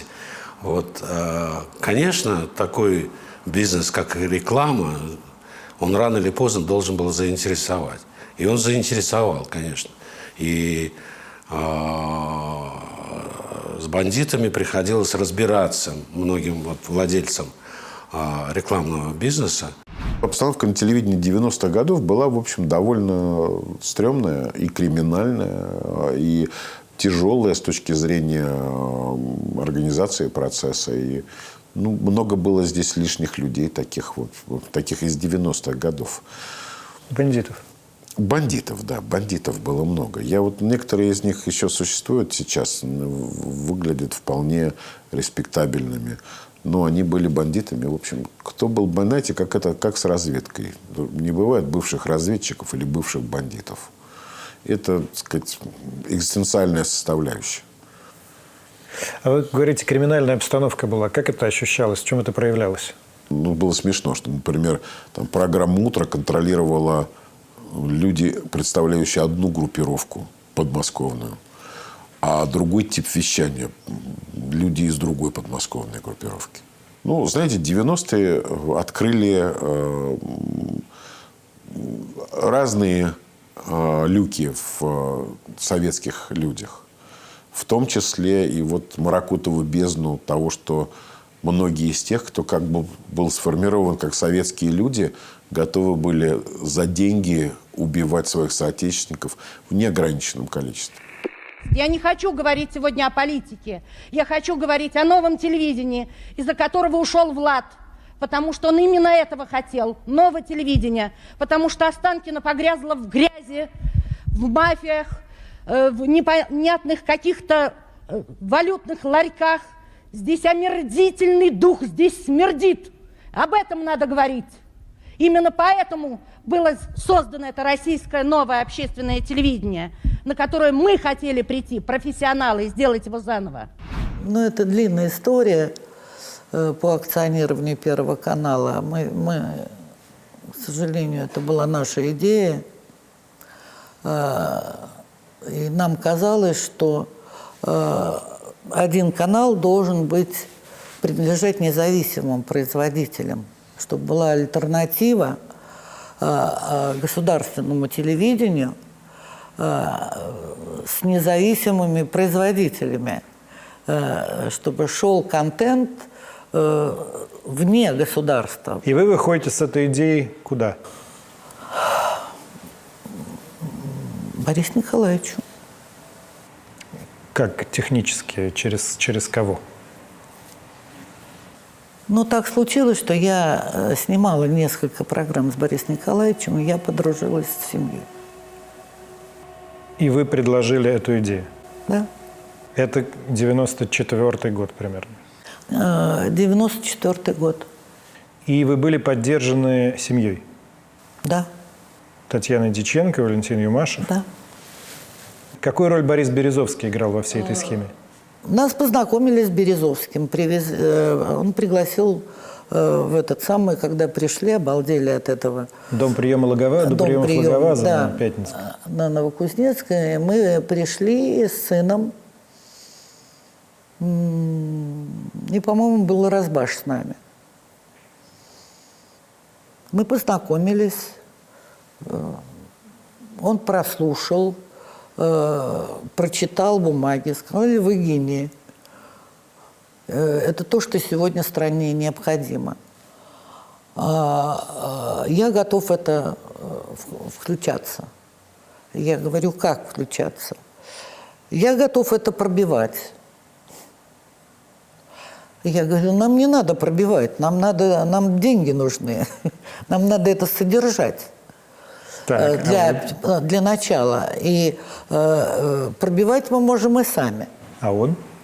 Он говорит, нет, вы ничего не понимаете, а мы действительно ничего не понимали. Я могу вам сказать, что я и он, я в порядке говорю, значит, я и он привели на телевидение Бадри Батакашвили, Березовского и так далее. Ну, как поподробнее. Знаешь, объясню. Поступило предложение сделать поле чудес с АвтоВАЗом. Это мне поступило предложение. Я пошел к нему, он страшно завелся. Нельзя ли, спросили меня, провести ваше поле чудес прямо в манеже, где будет автомобильная выставка, салон автомобильный. Ну, поехали в манеж. При входе в манеж дальше машины стоят, а при входе с левой стороны были такие из пластика с раздвижными дверями, шатающимися, представительства разных фирм. Такие закуточки. И он, значит, поперся вперед, а я иду, и вдруг из одного этого закуточка: «Ленечка», я остановился. Он говорит: «Какой человек, замечательный, рыжий, большой, симпатичный, невероятно». Я говорю: «Ленечка, это первый раз. Ленечка, скажи, пожалуйста, на телевидении деньги есть?» Я говорю: «В каком смысле?» Я стал, как бы, у кого могут быть деньги? Я имел в виду, что... Я говорю: «Что вы имеете в виду? Ну, деньги на телевидении есть?» Я говорю: «Я не знаю». «С кем говорить можно?» Я говорю: «Вот, есть». «Да? Ну, сведи меня с ним». Я взял Бадри за руки, подвел к Владу. Это был Бадри Батакашвили. Все. И с этой секунды они договорились, была игра. Все, и Бадри пришел на телевидение, потом уже поехали мы в офис, пошел к Березовскому, там еще все остальные граждане. Собственно, Борис Абрамович Березовский довольно ловко воспользовался этой ситуацией, потому что так происходить долго не могло. Это происходило в течение нескольких лет. И, собственно, предложение Бориса Абрамовича: «Я буду платить за это, а вы мне отдайте половину», и было, так сказать, связано с тем, что он получил под контроль Первый канал. А как оно было сформулировано, это предложение? Ну, то, что у государства нет денег на содержание канала, а Борис Абрамович был готов, как он говорил. Так не получилось. Он говорил, что он готов финансировать Первый канал. А на самом деле что произошло? Ну, на самом деле, он через некоторое время, сказать, решил, что денег слишком много, это все требует, и поэтому получил Сибнефть. А потом занял $100 миллионов в банке, который Первый канал после его отъезда в Лондон возвращал. Ну, в общем, особо не... Он заработал на этой истории, а не потерял деньги. Вот здесь, вот в этом вот неприметном московском особнячке все 90-е находится штаб-квартира русского капитализма. Здесь, в доме приемов Логоваза у Бориса Березовского, решают ключевые вопросы российской жизни. По какому-то мрачноватому, наверное, совпадению, это здание находится всего в одном квартале от дома Влада Листьева. Вот, ну, буквально метров 300 до него отсюда. В общем, в 1994 году Березовский становится акционером Первого канала. Другими акционерами, как и планировала Лесневская, становятся члены Ассоциации независимых телепроизводителей. В эту ассоциацию входит уже знакомая нам телекомпания «ВИД», дальше телекомпания АТВ, авторское телевидение, Кира Паршутинская и Анатолий Малкин, и, собственно, телекомпания «РЕН». Ирена Лесневская и ее сын Дмитрий. И вот, кстати, с названием этой телекомпании связано еще одно такое, ну, прямо яркое совпадение. Мы сдавали, тогда 10 дней все это делалось, то ли Министерство юстиции, я уже не помню куда-то, да, где регистрировались компании. И называлась Лесневская Ирена Стефановна, апостроф и сын, ЛИСЭС. И мы проезжаем 19 августа. Мы уже знаем, что танки там и так далее, и так далее. И на всякий случай мы в 10 утра позвонили туда, сказали: вы больные, какая независимая компания, что регистрировать, вы взгляните на улицу. И проезжая по набережной вдоль Белого дома, огромный, я раньше этого не видела и не знала, вдруг вижу ЛИСЭС. Мы остановились, он говорит: Лисовский там и так далее. Он говорит: да, я слышал про это, но я не думал, что они назывались ЛИСЭС. Мне даже это в голову не пришло, сказал мой сын. Я сказала: Господи, как хорошо, что мы сегодня нас не зарегистрировали, что идиотизм какой-то. Все. После этого мы забрали наши документы, и спустя месяц или полтора нас зарегистрировали в РЕН-ТВ. Вы когда рассказываете, что появились агрегаторы, которые стали заниматься рекламой, я, насколько понимаю, одним из них был премьер СВ, компания Сергея Лисовского. Да, безусловно. Как вы познакомились? С Лисовским? Да. Я сначала познакомился с Жечковым, человеком, который предложил мне в 10 утра выпить стакан коньяка. Я сказал: да я вообще не пью. Надо сказать, что Жечков открыл бутылку, налил себе стакан, выпил стакан коньяка. Я начал обсуждать дальнейшие переговоры. Не помню. Как я познакомился с Лисовским, даже не помню. Вот с Жечковым помню, потому что меня поразило это, как люди могут выпить стакан коньяка с утра. А как я познакомился с Лисовским, не помню. Знаете, прошло уже больше четверти века. Влад считал, что этого человека не должно быть рядом с телевидением, просто потому что репутационно это дно. Есть известные воспоминания про одну из ваших встреч, которая проходит незадолго до того, как сформирована ОРТ. Там присутствует Кира Паршутинская с Андреем Малкиным. Вы присутствуете. Да. И Любимов с Листьевым. Соответственно, АТВ, ВИД и РЕН-ТВ. Любимого не было. Разбаш с Листьевым там, Разбаш. И на ней принимается решение, кто возглавит ОРТ. И вроде как вы спросили Влада, хочет ли он быть главой ОРТ. Влад подумал и сказал «да». Была такая сцена? Была. Была. Мы много раз собирались и обсуждали это. Все, да, была. Влад Листьев хотел возглавить ОРТ? Хотел. Потому что, например, я не хотела. Я не могла бросить РЕН-ТВ, и мне вообще эта махина, и я была не в том возрасте уже, чтобы браться за это. И мы очень радовались, что это именно Влад. Потому что там разные кандидатуры возникали. Зачем Влад хотел стать директором ОРТ? Ну, что значит хотел? Я не знаю. Это такой уже сложный момент, потому что ему поставили условие, что он пойдет как бы без нас, что нас не берут на Первый канал. Вас как ВИД? Да. Ну, нас как менеджеров, как, там, я не знаю, как... А кто поставил условия? Ну, я не знаю, кто Березовский или Петрикашвили, или они вместе, но они боялись, что если мы заходим все вместе, что мы их отожмем от бизнеса. И вообще наши отношения после того, как они вошли, были очень противоречивые и сложные, потому что они все время пытались отжать у нас наш бизнес. Он не должен был быть генеральным директором Первого канала. А почему стал? Ну, потому что остальных людей не согласовали в Кремле. Не потому, что его очень настойчиво звал Березовский?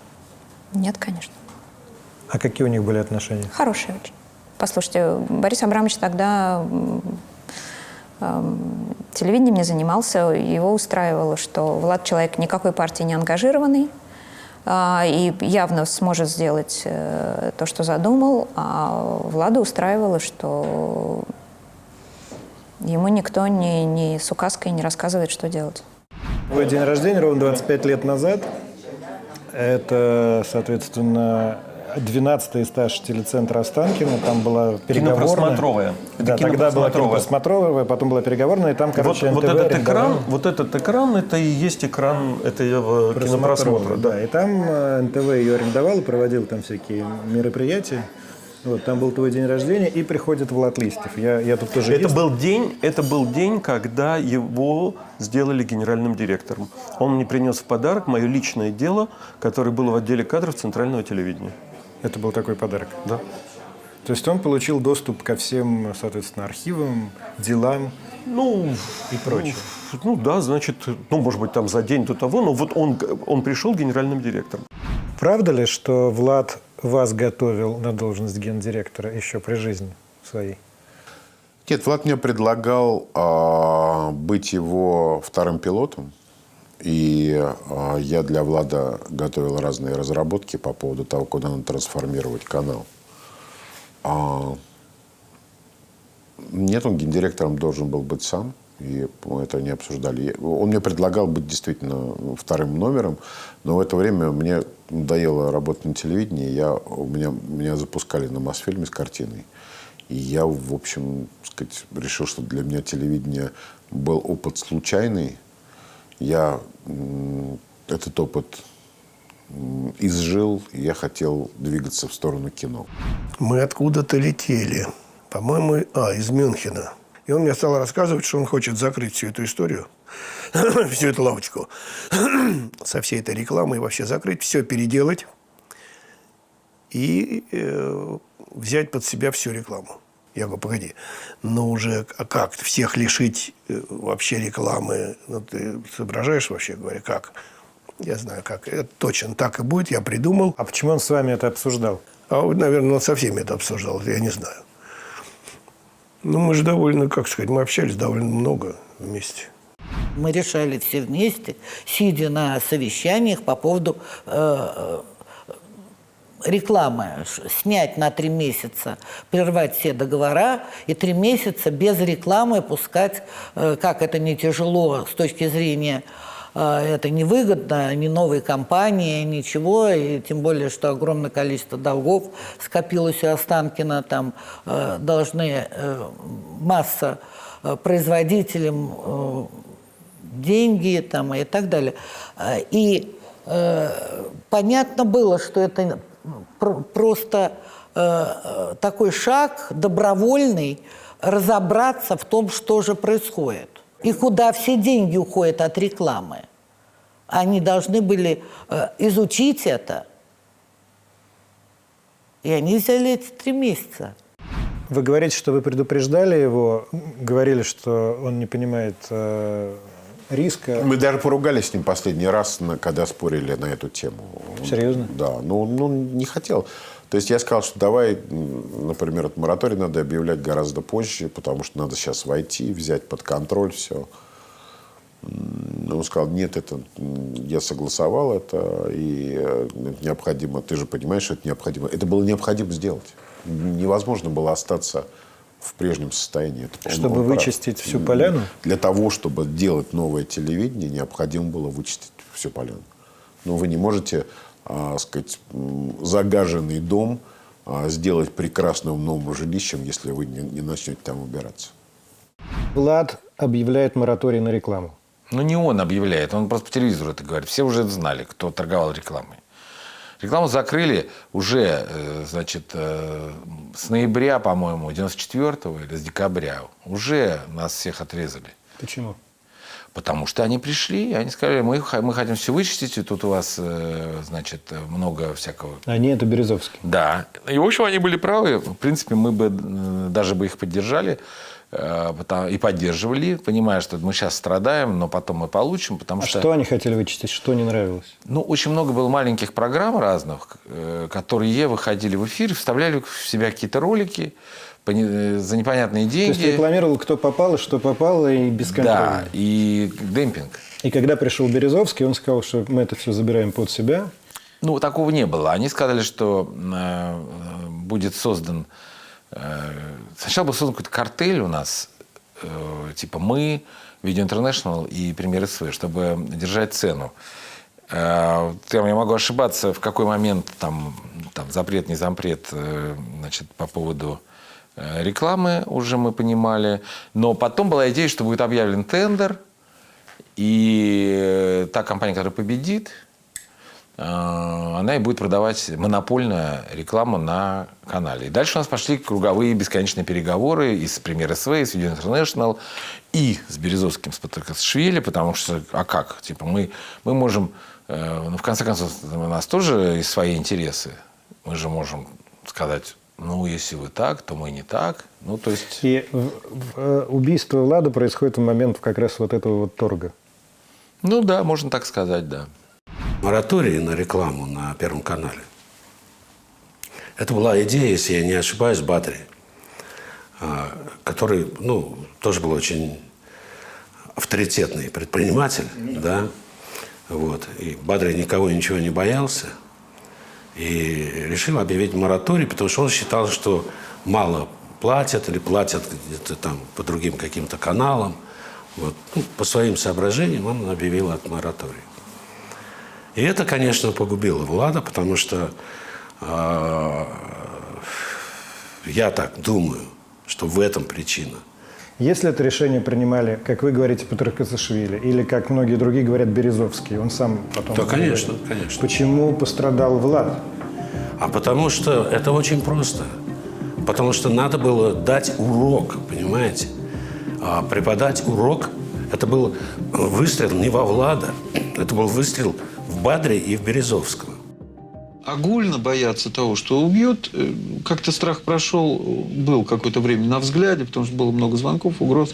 Как-то притупилось это ощущение. Потом еще были всплески, там, звонили домой, поджидали в подъезде. Но тоже это как-то, я понимаю, что...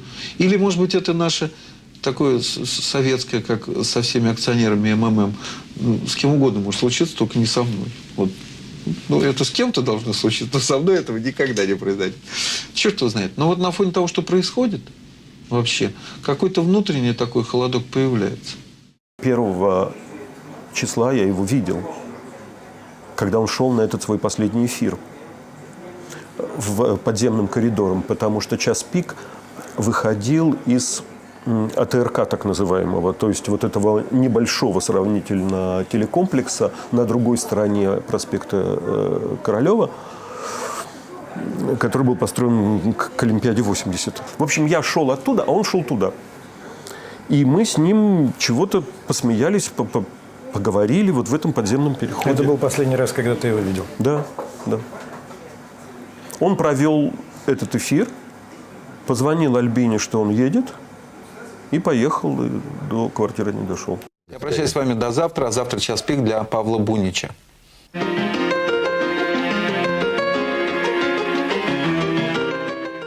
вдвоем видели Влада, выходящим из лифта. Это было вчера в 8 часов вечера, даже, может быть, в начале 9. Вот. Я спросил у него, как дела, Владик, он сказал... Вернее, он спросил у меня, как дела, я сказал, все в порядке. Говорит, а у меня проблемы. Вот, ну, я говорю, везет же, вот, людям проблемы есть. Он говорит, ну, как знать, я так весело посмеялся, вот. Потом он вышел и сел в машину. Как мне кажется, он не разобрался, где заканчивается там серьезная часть, ну, в смысле, где слова, да, как бы, а где вдруг за этим может что-то. Знаете, это почти, к сожалению, это как мне представляется, подчеркиваю, да, как бы, это примерно так, как ты меньше всего ожидаешь, что какое-нибудь там хамство в троллейбусе закончится... Поножовщиной. Да. Ну, то есть ты не можешь сразу прям быть готовым, да, каждую секунду в троллейбусе к удару ножом, правда?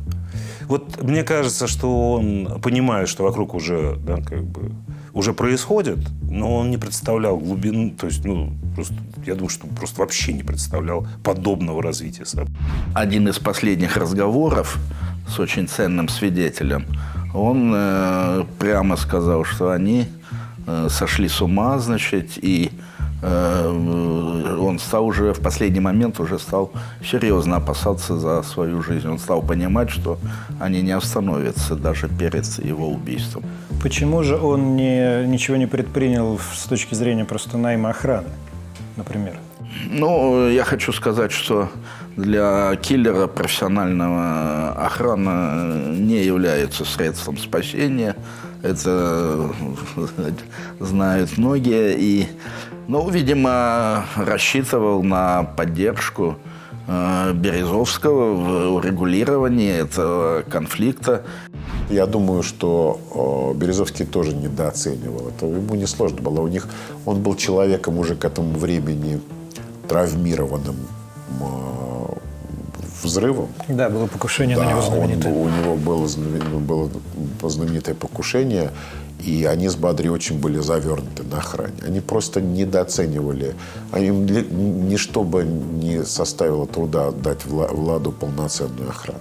И если бы у Влада была охрана, было бы трудно что-то делать, потому что они его убили просто вообще.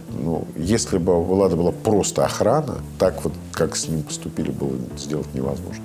Почему? Я, наоборот, много раз слышал, что для серьезных убийц охрана не представляет проблемы. Кто сказал, что убийцы были серьезными? 1 марта раздается звонок.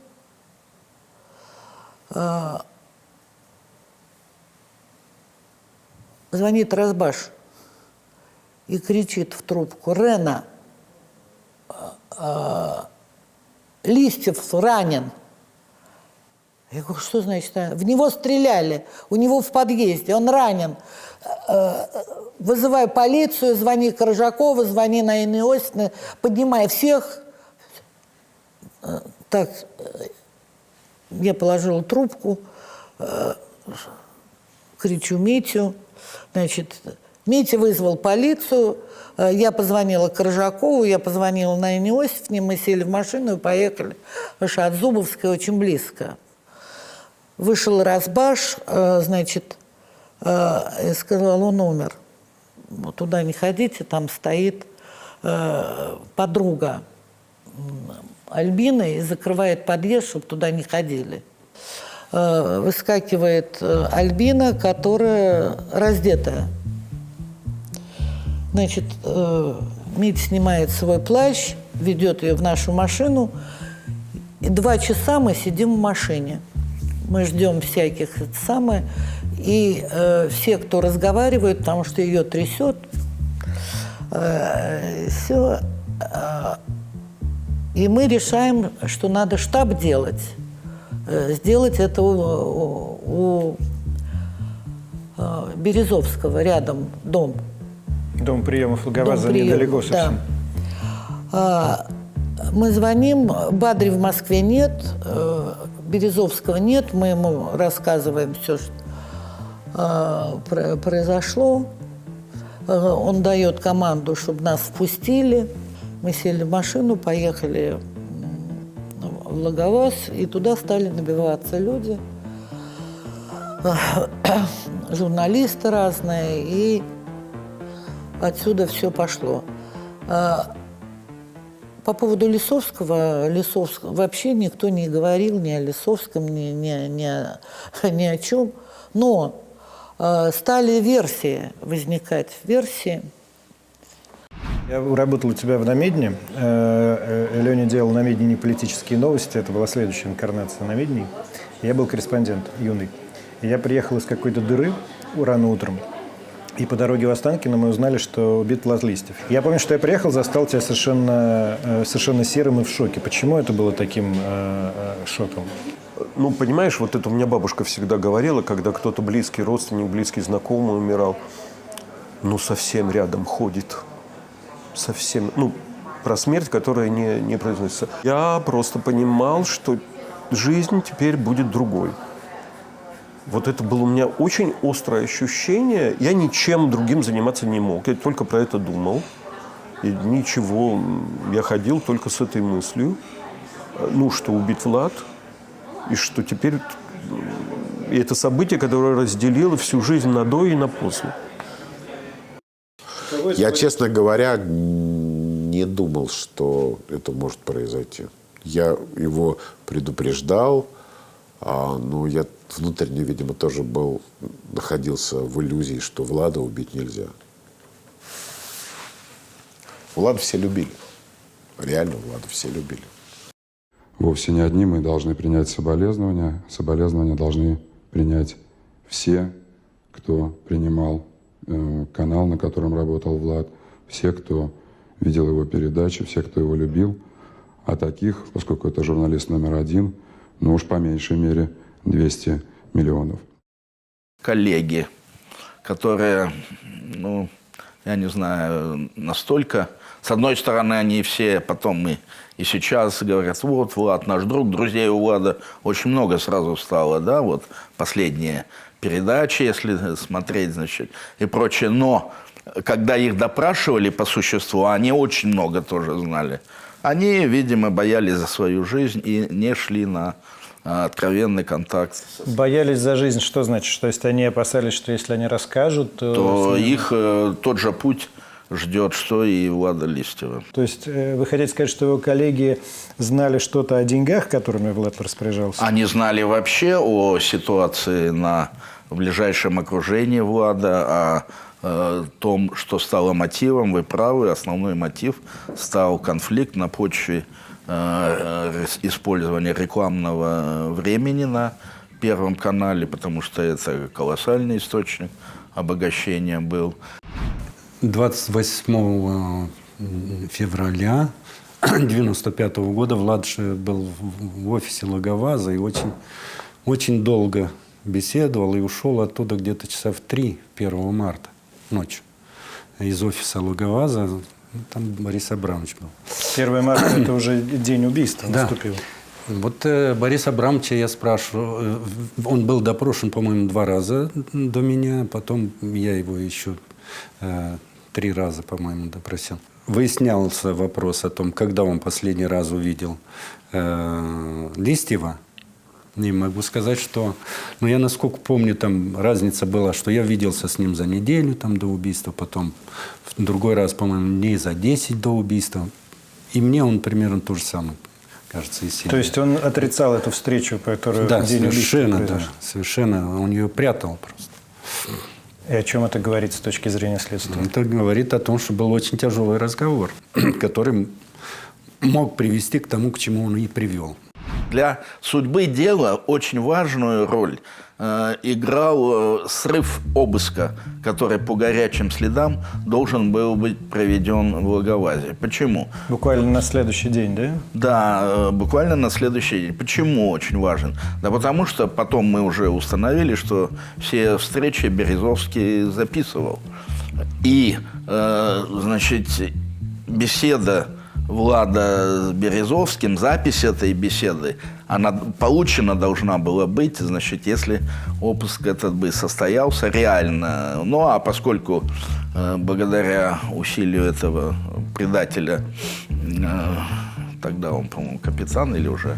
Александр Литвиненко, позже убитый в Лондоне, известный. Да, совершенно верно. Он сорвал этот Он был обыск. охранником Березовского. Приходят следователи буквально 1 же марта или 2 марта, и он преграждает им дорогу вместе со своими коллегами, достает Обнажил оружие, и да. говорит, что сделайте еще шаг, я вас буду стрелять. Ну, сумасшедший, так сказать. А я правильно вас понял, что вот в ходе этого последнего разговора, который закончился, собственно, уже 1 марта, то есть в день убийства, Листьев просил Березовского о поддержке или, наоборот, Березовский требовал от Листьева чего-то не делать? Я думаю, что Листьев просил его о поддержке. Так, для следствия, к сожалению, до конца и не выяснена была роль Березовского. Но мы с Петром Георгиевичем абсолютно четко предполагали и уверены были в том, что он, конечно, знал всю картину. Мы не были убеждены и считаем, что Березовский непосредственно не был организатором покушения. Его просто он отошел в сторону и он знал, смотрел. Что планируется? Я думаю, да, потому что не случайно он себе создал алиби. В день убийства он с Черномырдиным куда-то там улетел. В Лондон, по-моему. Да, да. А он встречался с Березовским за день, за 2 до смерти? Ну, не за день, за 2. Это, если вы хотите спросить, это к вопросу о том, что... Нет, о том, что если вы откроете половину каких-то аналитических статей, там написано, ну, конечно, они же поругались. И есть люди, которые говорят, они поругались. Ну как же, у них там были проблемы, они поругались перед смертью Влада. Так вот это все неправда. Они никогда не ругались. У них были хорошие, доверительные отношения. И то, что потом не удалось свалить Березовского по ходу, это, в общем, тоже,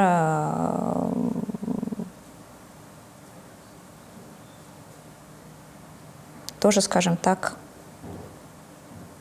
случай. Потому как вы говорите, я понимаю, что вы Березовского полностью исключаете из числа подозреваемых. Ну, у меня есть для этого основания. У вас есть версия, кто заказчик? Ну, я не знаю, кто вот по именам, но у меня есть версия, которая в моих показаниях неоднократных, потому что меня постоянно допрашивали, есть в этом уголовном деле. Можете рассказать? Ну, это неправильно, потому что это же материал уголовного дела. Ну, ему 25 лет уже. Ну, я просто не знаю, правильно это или неправильно. Там ничего такого вот интересного для вас там не будет из моих показаний. Во-первых, они абстрактны, потому что они конкретны по сути бизнеса, да, Речь идет вот о чем, что когда я пришел, собственно, Владика убили, мы его похоронили, в тяжелый момент, мы собрались, что можно вообще нафиг закрывать всю эту лавочку. И вот мы сидим в нашей 45-й аппаратной, там вся наша вот эта группа. Вот, ребята меня уговаривают, чтобы я, значит, стал директором. Я понимаю, что это вообще, у меня уже дети, я думаю, со мной ездят уже менты, потому что они говорят, что на меня тоже готовилось покушение. В общем, все это такой тяжелый очень момент. Но я согласился. И потом, когда стал разматывать, уже будучи директором, что я и говорил следователям, что когда я уходил в 93-м, компания была прибыльной. А когда я ее принял, там был минус $25 миллионов. По тем временам... Огромные деньги. Вот говорю, вы поищите, куда эти деньги ушли. Потому что я вот схемы вижу, но они прерываются в офшорах. Дальше я не вижу. Я вот вижу, как вот здесь... Директором был Влад в это время. Конечно, да. Значит, и очевидно, что вот эти люди, которые взяли такие огромные деньги, на мой взгляд, они его и убили. Потому что вот я вот сейчас пришел, и все, я не могу найти их, этих людей. Через офшоры. Я говорю, а как я туда? Вы же там Генпрокуратура или... так запросите, там, не знаю, найдите. Мне кажется, что это могло быть вообще небольшой какой-то темой, большой причиной, а вот с кем-то из деловых партнеров, то, что было принято называться, с кем-то из рекламодателей, как-то неосторожно себя повел, кому-то в чем-то вольно или невольно перешел дорогу и вообще вот вел себя неосторожно в силу представления о некой охранной грамоте, которую дает тебе всесоюзная популярность. И это могли быть совершенно мелкие отморозки, которые могли посчитать, что, мол, что-то много он о себе думает. Что-то вообще... Не борзый или больно стал. Это вообще вот могла быть какая-то совершеннейшая ерунда. Я являюсь сторонником совершенно непопулярной такой вот, будем так, версии, что это чисто случайность. Случайность, потому что что-то где-то он сделал или где-то ляпнул. Вот. И считаясь себя, так сказать, чуть ли таким вот кумиром, до которого вообще ничто, ничего не произойдет с ним. И ему сказали, там, да, и показали это. Прокуратуру, когда вызывали, следователь допрашивали, как вы думаете, кто это? Вот у нас есть версия, что это есть Березовский, и что это либо Лисовский. Вы что, с ума сошли?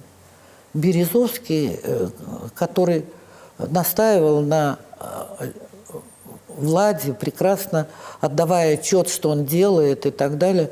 Зачем это ему? Зачем это ему? Стали про Лисовского спрашивать. Я говорю, это уж совсем надо быть идиотом. Все думают на него, а он взял и кокнул. Кроме него в голову ничего не приходит. Он лишился рекламы. Но поймите, 3 месяца, и уже 2 недели идут переговоры с ним, уже нашли общий язык, уже придумали, что будет и как будет. Зачем это ему? А придумали, что будет и как будет? Придумали там, что-то придумали, там они общую сделали, компанию и так далее. Было потом это. Да, потом Лисовский возглавил ОРТ «Реклама». Да, это было все, они обо всем договорились. Когда меня вызывали, и потом читала часть дела, мне дали, я просто интересовалась очень этим. Там несколько версий было.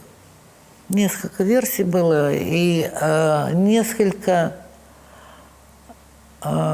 вещей, которые меня удивили.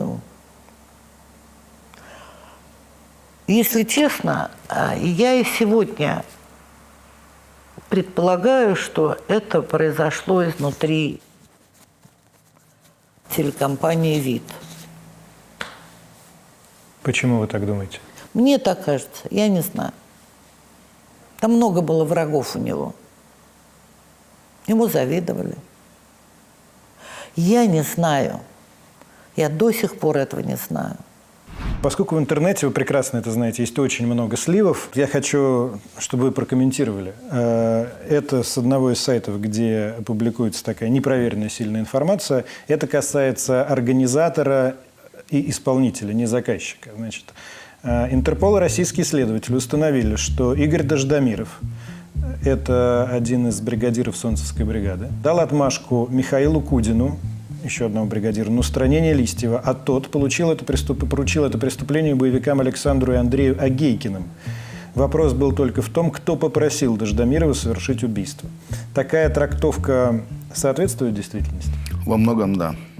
И мы потом знаем, что после преступления братья Агейкины уехали из России в Израиль, после чего Александр Агейкин там при загадочных обстоятельствах был. Да, это следствие известно. Умер, да? Следствие известно все это. А второй Агейкин, так же, как и Дождомиров, насколько я понимаю, сейчас живы-здоровы и находится, возможно, в Москве. Ну, я не отслеживал их судьбу, вполне возможно.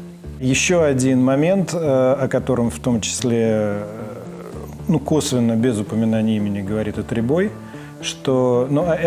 Та же самая информация с указанием имени есть в сливах, поэтому я скажу, как я ее прочитал, чтобы вас ее верифицировать или не верифицировать, что телефон Дождомирова, причем с кличкой его, что важно, был найден в записной книжке Лисовского.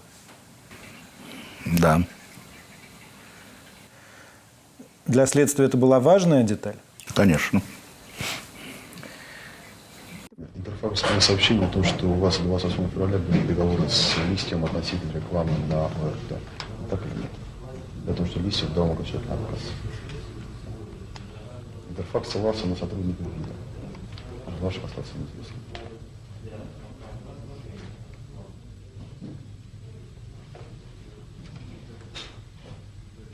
Меня все-таки удивляет ваше непонимание ситуации. Ребят, вы же еще молодые. Что вы себе делаете жестоких людей? Я могу ответить на все ваши вопросы, они будут убедительны и так далее и тому подобное. Но просто я считаю, что ради памяти этого человека даже не хочу это сейчас обсуждать. Я считаю неуважением к нему. Я помню это как сейчас, это было в четверг. А мы обычно по субботам ездили к Сережке на дачу. Там его вся большая компания, я с Полиной. А вот в следующую субботу, после того, что случилось с Владом, все его почему-то испугались ехать. А я взял жену, и мы вчетвером, он с женой и я с женой, поехали к нему на дачу. И как прошли эти выходные? Что вы говорите? Как прошли эти выходные? Меня много раз спрашивали просто приятели, друзья. Я голову свою могу дать, что Сережка к этому отношения не имеет. Объясню почему. Я неплохо разбираюсь в людях. Я восстал достаточно хорошо, что позволило мне сделать то, что я сделал в своей жизни. Так вот, я наблюдал его в этот жуткий момент. Мы с ним говорили, мы не трогали эту тему вообще. Ну, вот голову на отсечение, что для него это был такой же шок, как для всех. Борис, а вам когда-нибудь приходилось жестоко ошибаться в людях? Нет. Через 1,5 года после убийства имя Лисовского прогремит на всю страну. Между первым и вторым туром президентских выборов 96-го, это лето, Лисовского и еще там одного человека задержат на выходе из Белого дома, где правительство располагается, с коробкой из-под ксерокса. Коробка полна наличными. Не буду подробно рассказывать эту историю. Найдите, если не знаете, по ссылке в описании. Она очень известная. Если коротко, суть была в том, что силовики в ельцинском окружении сражались с либералами. Силовики пытались поймать либералов на том, что они предвыборную кампанию финансируют черным налом, который был в этой коробке из-под ксерокса. И, как ни странно это звучит сейчас, силовики тогда проиграли. Как вам кажется, люди, которые планировали это преступление, они держали в голове, что Листьев исключительно известен и любим всей страной, и поэтому дело, возможно, будут расследовать всерьез и по-настоящему? Я думаю, что вряд ли они предполагали, что вот такой резонанс будет, и вот столько лет надо будет жить в страхе. Особенно в первые годы после этого убийства. А они жили в страхе? Я думаю, что да. Я думаю, что да. Потому что ну, не давали мы им. Вы близко подошли? Соответственно, я думаю, что некоторые тряслись сильно. Я знаю об этом. Я это видел. Я полагаю, что если бы, вот, может быть, Юрий Ильич был бы генеральным прокурором хотя бы полгода еще или год, я думаю, что там вопрос стоял вот не о годах, а о месяцах или о годе. Юрий Скуратов был уволен после появления вот этого видео, как его тогда называли, с человеком, похожим на генпрокурора. Считается, что одной из реальных причин отставки было так называемое дело Mabitex, швейцарской фирмы, получившей подряды на реконструкцию московского Кремля. Следствие вели в Швейцарии, а Скуратов оказывал содействие. Даже вставал вопрос, мне некоторые коллеги говорили, а что ж ты не арестовываешь их? Я говорю, а если вот так станет вопрос? Я говорю, вот с точки зрения вот этого, я говорю, станет вопрос. Я говорю, что мы скажем? Я говорю, вы знаете, что это непростые ребята. Я говорю, очень хорошие связи везде. Я говорю, и что? Ты думаешь, нас, что ли, поддержат? Тогда все-таки суд немножко был по самостоятельнее. Мне показалось, что у следствия никаких реальных доказательств не было. На всех этапах, независимо от того, кто возглавлял следствие. Вот эта история, что был комиссар Катани, но он нашел истинных убийц, и все сказать, следы, которые вели совсем куда-то, его отстранили. Не было этого такого. Это чистое кино. В жизни все было гораздо прозаичнее и драматичнее. Не было у них никаких реальных концов. Не знаю, какая сейчас полоса. Та же самая, как и в 87 году. Началась, наверное, черная. Такая большая, жирная, черная полоса такая идет с 87-го. А как же вы себе белую представляете? Белый – это идеально. Сейчас я подумаю. Это значит, не этих идиотов. Я не их имею, нет. Ну, вот не этих. Вокруг умные люди. Принимают быстрые решения. Тактичные. Ну, это невозможно. Не будет белой полосы, не будет точно. Все черное. Я вспоминаю Влади, в общем, почти каждый день. Часто с ним разговариваю. И несмотря на то, что жизнь очень сепарирует человеческие отношения, мне точно его остро не хватает. Я до сих пор как бы вот неравнодушен к этой ситуации, к этому убийству. И я сейчас это вижу, знаете, молодой человек, талантливый, успешный. И так прервать это в жизни вообще, я не понимаю, какими нужно быть людьми, и какими циничными, какими бездушными. Какой урок вы, как на тот момент уже руководитель независимой телекомпании и как медиа-менеджер, какой урок вы извлекли из этой истории для себя? Аккуратнее надо быть с деньгами. Очень аккуратным надо быть с деньгами. Этот урок главный. Есть маленькая деталь, которая там, понимаете, вот когда мы говорим с вами, да, вроде консенсус за деньги. Да, как бы. Но есть еще одна краска. И мне еще кажется, что это какой-то лютая ненависть. Вот как-то не холодно это было сделано. Но это, вот это у меня ощущение. Вот кого-то он обидел. Поразительно. Влад, это, конечно... Ну, или человек так воспринял. Потому что, еще раз повторюсь, да, как бы Влад меньше всего был человеком, который... А что вам в том, как это было сделано, кажется? Не знаю. Нет, не в том, как как это, к сожалению, мы уже там в этом смысле насмотрелись за все эти годы, примерно одинаково эти «как».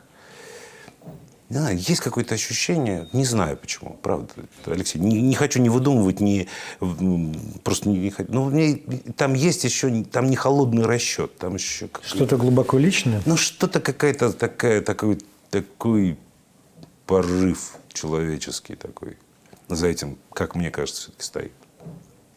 Поймите, иметь злой умысел и воспользоваться результатами злого умысла, понимаете, да, что это две большие разницы, как говорят в Одессе? Конечно.